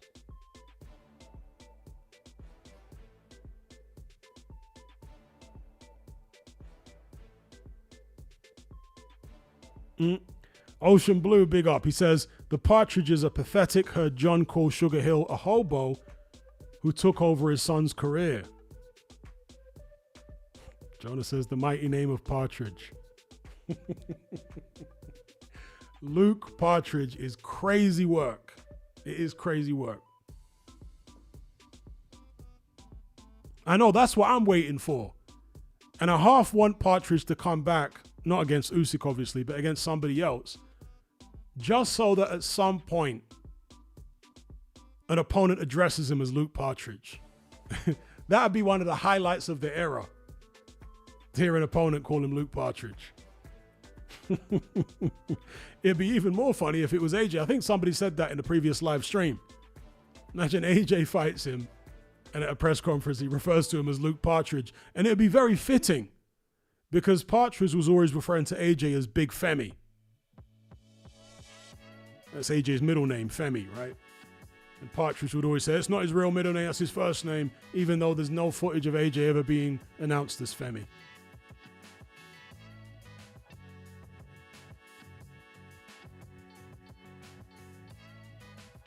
Even in the amateur fight he had with Dylan White, he announced him as Anthony Joshua from Finchley ABC. But Partridge came up with this whole thing that, no, it's not his real name, Anthony, his real name's Femi. So when they get it back about the Luke Partridge thing, they can't take it.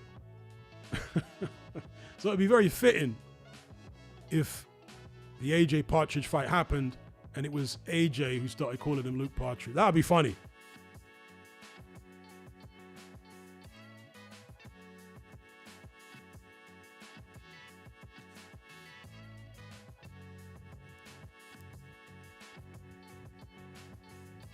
Obviously, many fighters have called him Luke before. AJ's called him Luke. Dylan White has called him Luke, but they just haven't paired it with the Partridge surname. They didn't realize that's the key to defusing him. Start calling him Luke Partridge. Big up Gino. Or Triple D. Imagine if Triple D called him Partridge. And I was thinking about this the other day, right? So you got the likes of, big up Deep Random Thinker. You got the likes of Max Kellerman questioning Usyk's resume.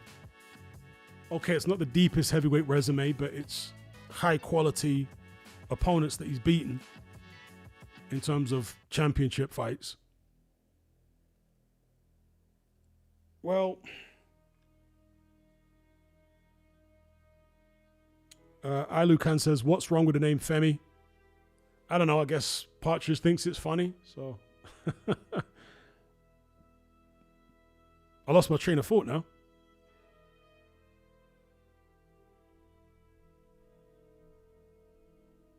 Oh, yeah, I was going to talk about Triple D. So the people who are criticizing Usyk's resume, right?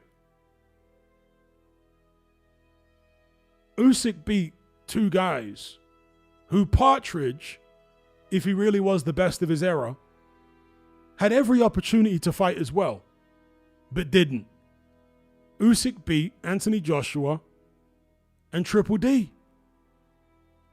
So I don't want to hear anything about, oh, Partridge is really the number one of his. I mean, I don't want to hear any of that.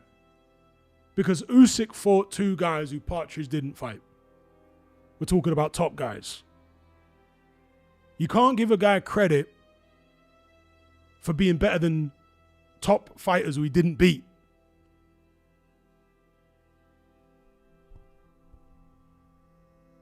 You give Usyk credit for that, right? He went in there and did the job.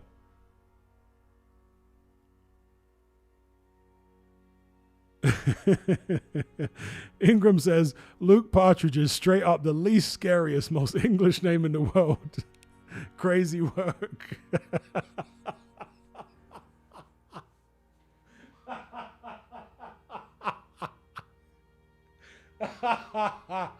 I'll tell you, whenever I think about, just like G-Man said a while ago, anytime I even think about that name, it just brings me to laughter immediately.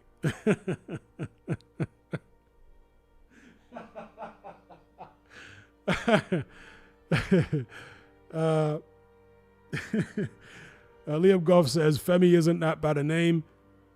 It's not as bad as Luke Partridge. You're doomed with that name.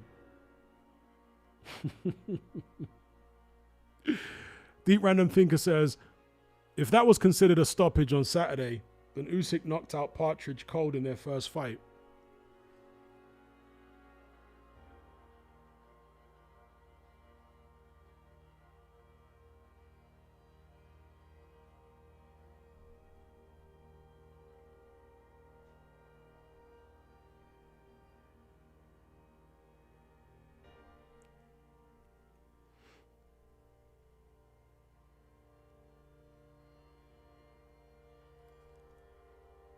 Okay, any guy says, I don't think he's even the hardest Partridge, never mind heavyweight. I'm a traveler from Manchester and Shane is the only one to worry about. Well, Shane and Peter were always the most sensible of the public figures in the Partridge clan. They always talk the most sense, Shane and Peter.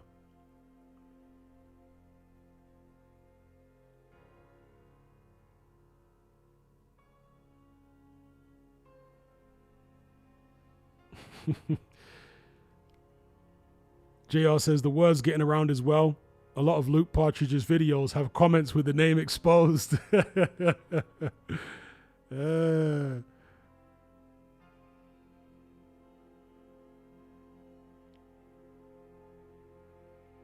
Taylor says Tyson Fury is a great name, though I understand why he uses it. Absolutely.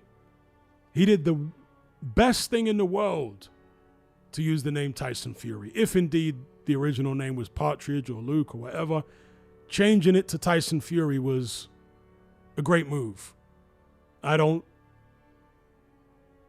disparage him for doing that if that's indeed what he did. Not at all. It's the best thing to do. Any guy says Peter used to be a real bad man. That's right, he did.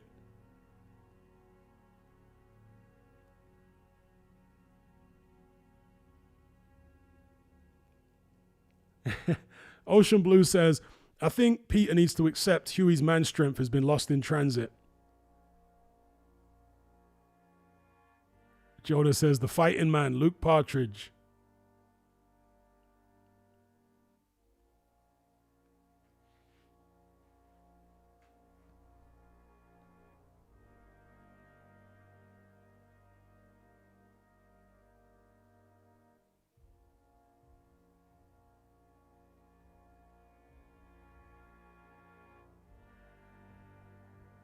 All right, I'm getting this silly verify message from YouTube again, so I will have to slap the VPN on. Hopefully it doesn't cause too much disruption. I suspect it will, in which case we'll cut the stream short. I don't like it when the audio and visuals get all messed up.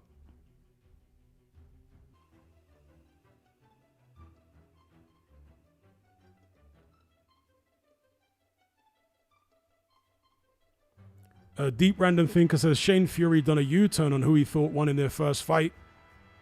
Must have had his hand slapped. So what, he watched it for a third or fourth time and changed his mind again?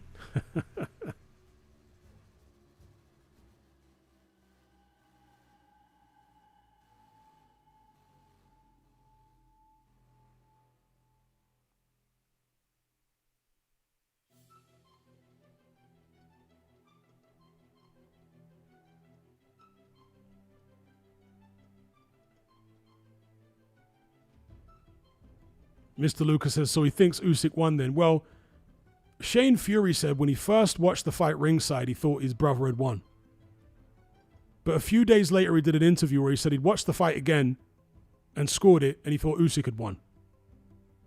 So if he's changed his mind again, it must mean that he thinks his brother won again.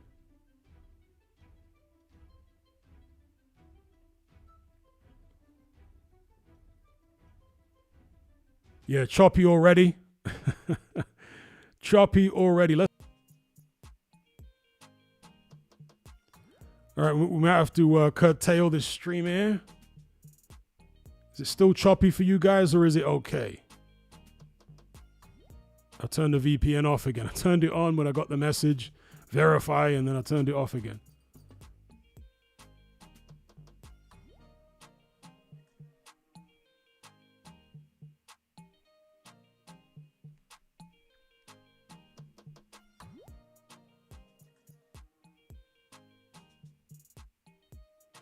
Okay, seems to be okay.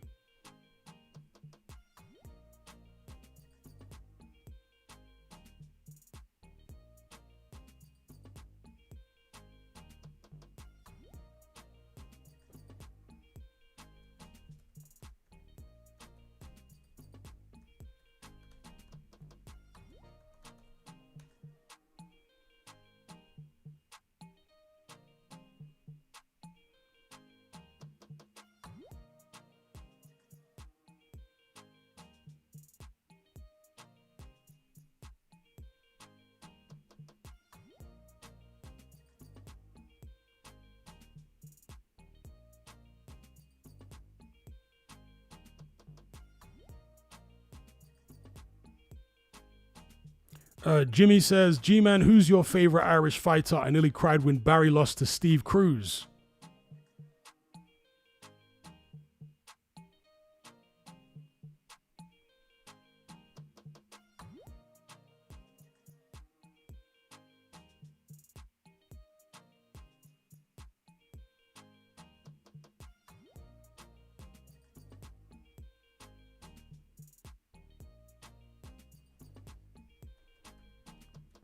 One sec, folks.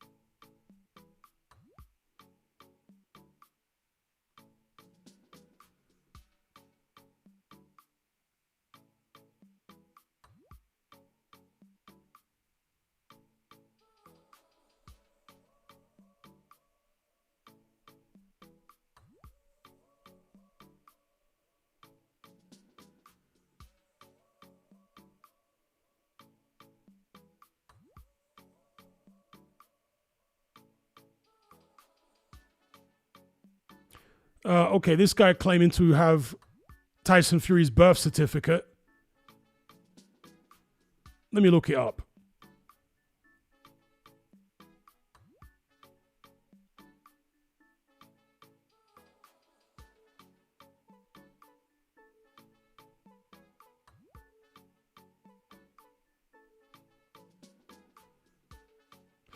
This looks like a Photoshop job. And I'm going to look up birth certificates from the 1980s. There's loads of them online. British birth certificate from the 1980s, so you know what a British birth certificate from the 80s looks like. And then compare it to what this guy's just posted on YouTube. That looks like a horrible Photoshop job. Give it a rest. Let me see if I can get this up on screen for you guys here.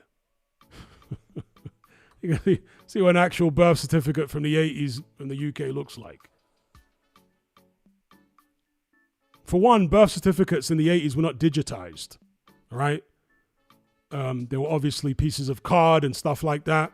So they're going to have all sorts of like creases and they're going to be pretty tatty. So even if you scanned one, you'd see all like the tatty creases and you'd see the watermark and all that other stuff on it. This thing that he's posted looks like a completely digital document that hasn't been scanned from anything. That looks like somebody has, cobbled this together on Photoshop. Give it a rest. No birth certificate looked like that from the 1980s. I don't have a UK birth certificate, but what I do have is a UK certificate of registration because I was not born in the UK. My certificate of registration, right, which would be the equivalent, which was in, I think, 1990 or 88 when I got my certificate of registration. So that document is like 34, 35 years old or something.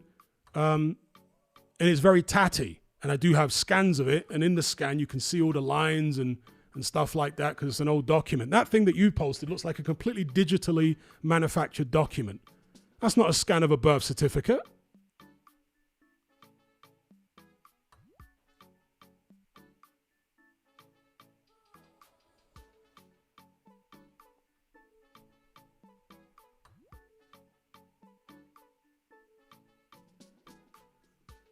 Let me try to get this up on screen for a second.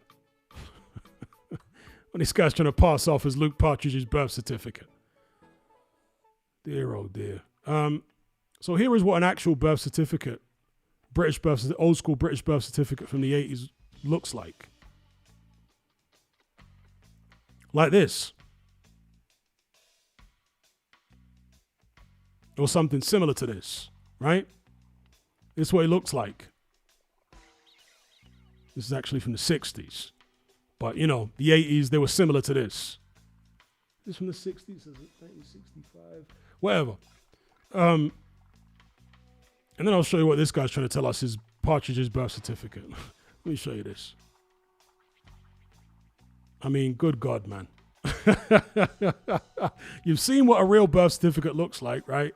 And this is what he's trying to tell us that, Partridge's birth certificate is. Something that somebody drummed up on Microsoft Word. Okay.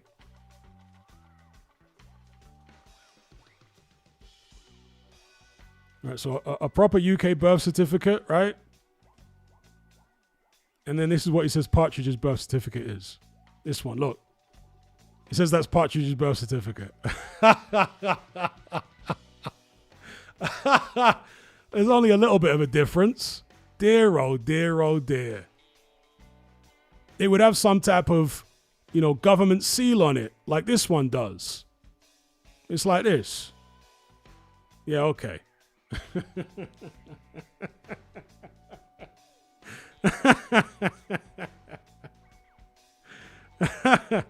Nice try.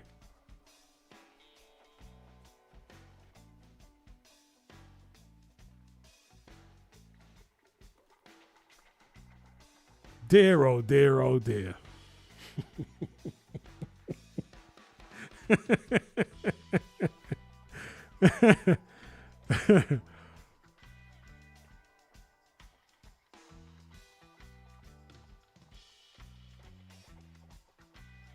Desperate Partridge fans.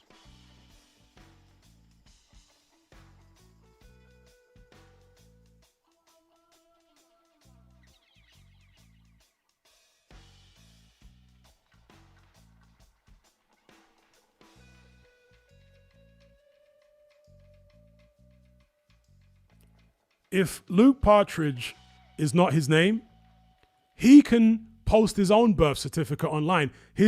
Think about this. His wife, Paris, posted a picture of his passport online. Yeah? Why didn't she post a picture of his birth certificate online? Because you can change the name on your passport. You can't change the name of your birth certificate. She cared that much about people calling him Luke that she posted a picture of his passport. Why not post a picture of his birth certificate? Simple. Yeah? You can done the whole conversation, done the whole argument, just post a picture of his birth certificate. A real birth, not what you just posted, a proper birth certificate with the government seal on it and everything that looks like a normal government document. Huh? Paris could have done that. For some reason, she didn't do it.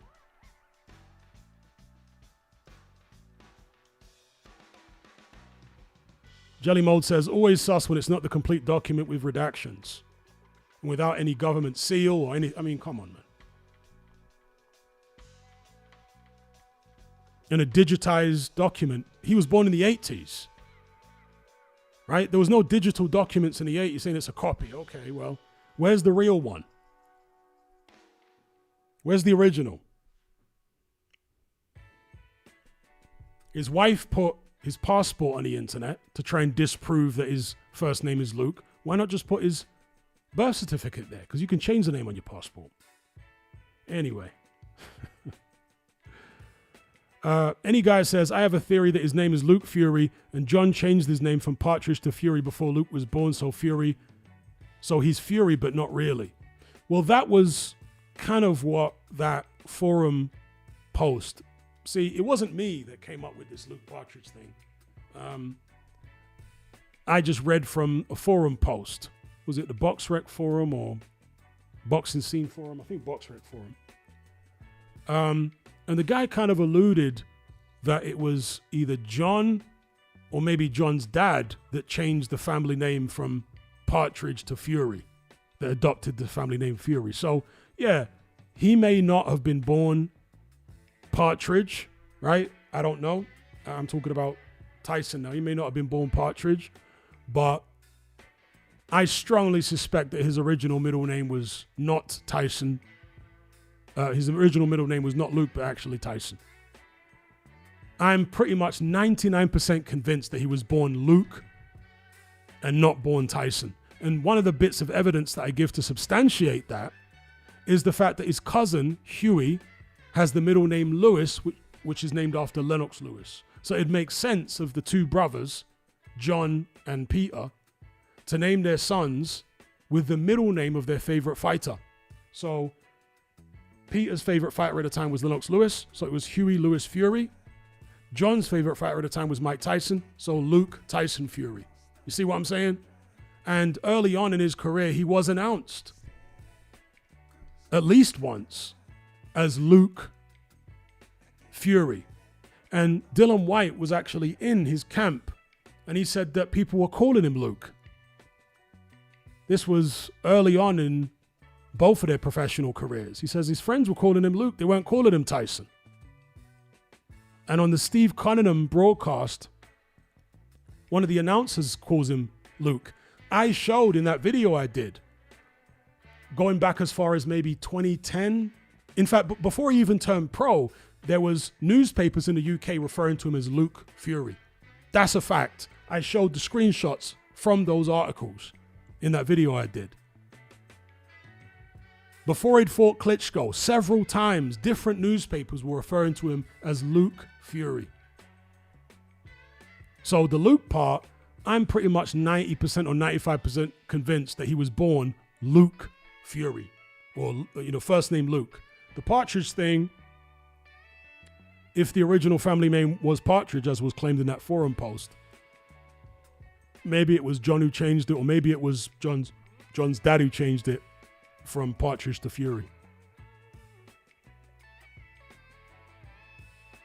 That's what I just said.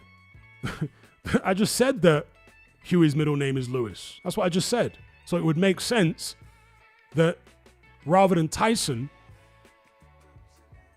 the cousin's middle name is Tyson and not Luke. It makes sense because it matches then with Huey. Huey Lewis Fury, Luke Tyson Fury. It matches.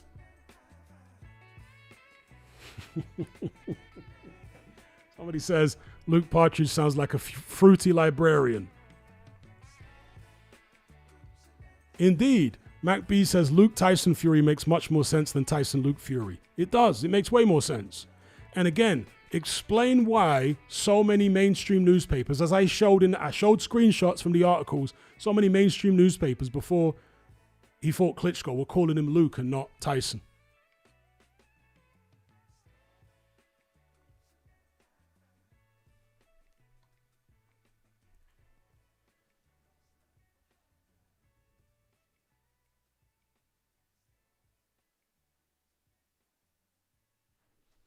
Liam Goff says, I do remember on the Partridge name video, one or two of the articles had Partridge's date of birth listed as 86, where according to Wikipedia, etc., it's 88.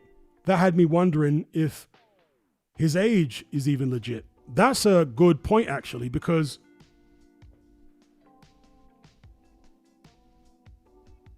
it's well known that a lot of people in the traveling community have kind of ambiguous birth dates and stuff like that. That's well known. Especially of the older generations. A lot of them had like ambiguous birth dates. You wouldn't know exactly when they were born. And I'm not saying that to disrespect anyone. My dad doesn't know his birth date. All right, so I'm not saying that as a disrespectful thing. It's just a reality thing.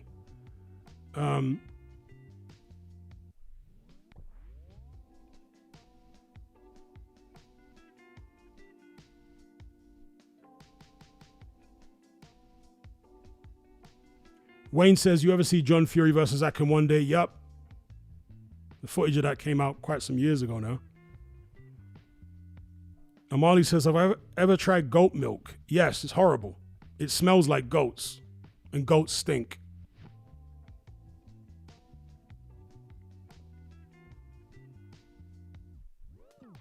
Agni says, there's no proof Fury even changed his name officially. His passport may still say Luke Tyson Fury. Now, I've seen his passport because Paris Fury posted a picture of his passport online and it says Tyson Luke Fury. But like I say, you can easily change the name on your passport. That's nothing. A deed poll can be written by you. It doesn't even have to be written by a lawyer. Right, so the easiest thing in the world is to change your name on your passport. It's very, very easy.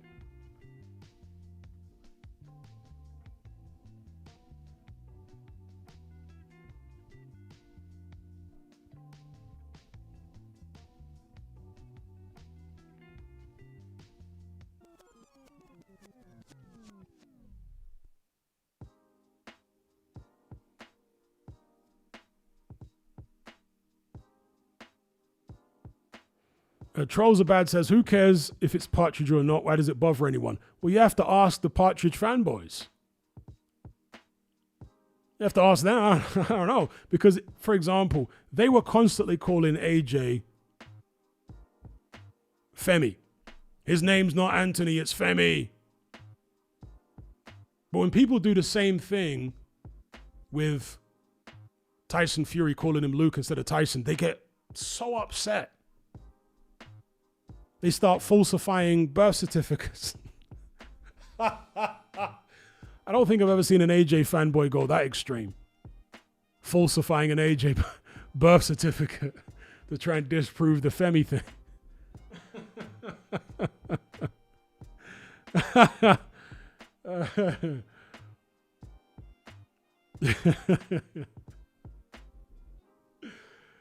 Mr. Lucas says, how do people not know their birth date?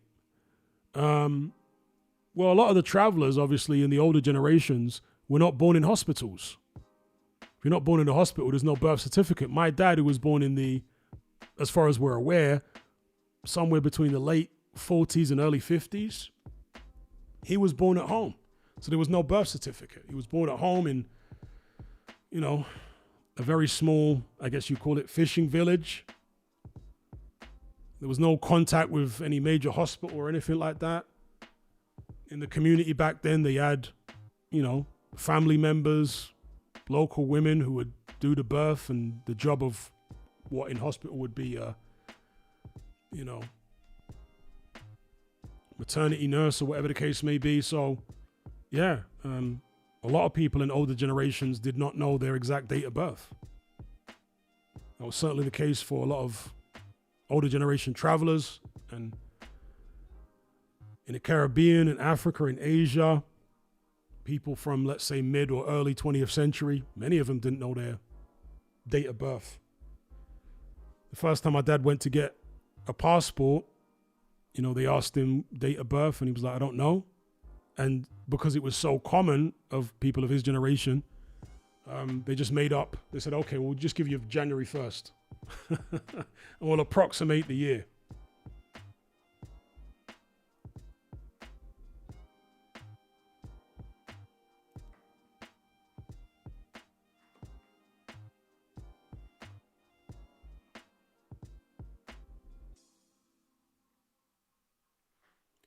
Yeah, that thing that you are claiming to be the birth certificate of Luke Partridge, aka Tyson Fury, it looks fake. So show us the real, if you can, since you're an insider, yeah, get Luke Partridge to post his real birth certificate. It's not hard. And ask why Paris posted a photo of his passport, not his birth certificate. Since she's so bothered about people calling him Luke and not Tyson, why didn't she just post she could have finished the whole argument by posting his birth certificate. Why didn't she do that? Not what you posted, some joke business. Okay, I'm talking about an actual original birth certificate. Post that and the argument's finished.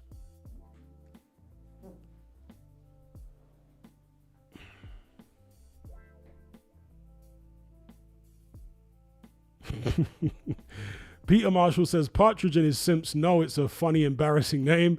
That's why they're all trying so hard to cover it up. And this speaks to what I said earlier on. Names are powerful. One way or the other, names are powerful, you know? Tyson Fury is a powerful name. There's just no doubt about it. It's a powerful name. You neutralize that power. You take the power away from him by exposing Luke Partridge.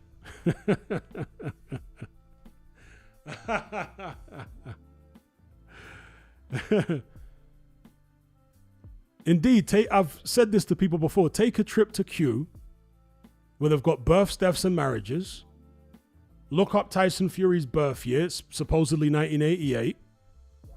And look under Fury. They've got all the records there. The National Archives in Kew, Richmond, Surrey. Anyone can go there who lives in Britain and has access to births, deaths, and marriages for 88. Look up the surname Fury and see if there was anyone born on that day with the name Tyson Fury. Anyone can do it. So the Partridge fanboys, if you're that concerned, go do it. Go do that. It's easy enough to do.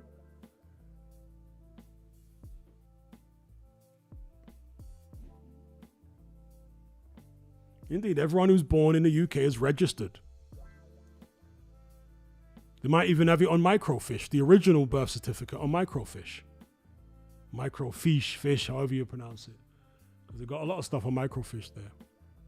So take a trip down to Kew, Richmond, Surrey. The National Archives, look him up.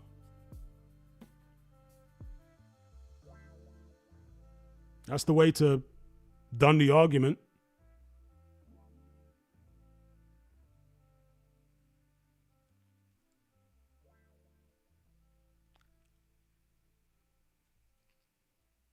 Mr. Lucas says, Sonny Liston 55, though, that was wild.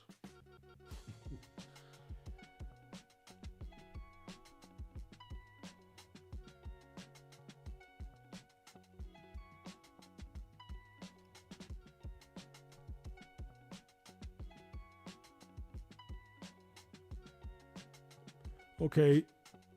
NG says, she probably don't have it. Mine's is just a record from the doctor they have to make in the computers. But that doesn't mean anything then. That's not a birth certificate. If it's a doctor's record thing, that's not a birth certificate at all. That's just information from a doctor's screen, which would reflect what's now on his passport. So if he's changed his name from, let's say, middle name from Tyson to Luke, that would be then reflected in his NHS information as well. Whatever. Behemoth says, all the Furies look about 30 by the time they're 18.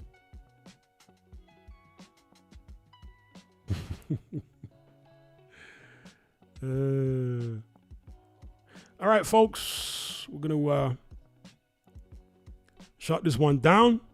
I'd like to shout out each and every one of you for joining the conversation. Special shout out to those who donated our super chat. They were Matt Borgerson, Jeshuren. Really had to take my time to try and pronounce that name, I think, correctly. Jeshuren, Damon, Paul McAllister, Matt Borgerson. So yeah, big up. And shout out to everybody else, like I say, who joined the conversation. Until next time, take care, be good. Catch you guys on the next one. I'm out.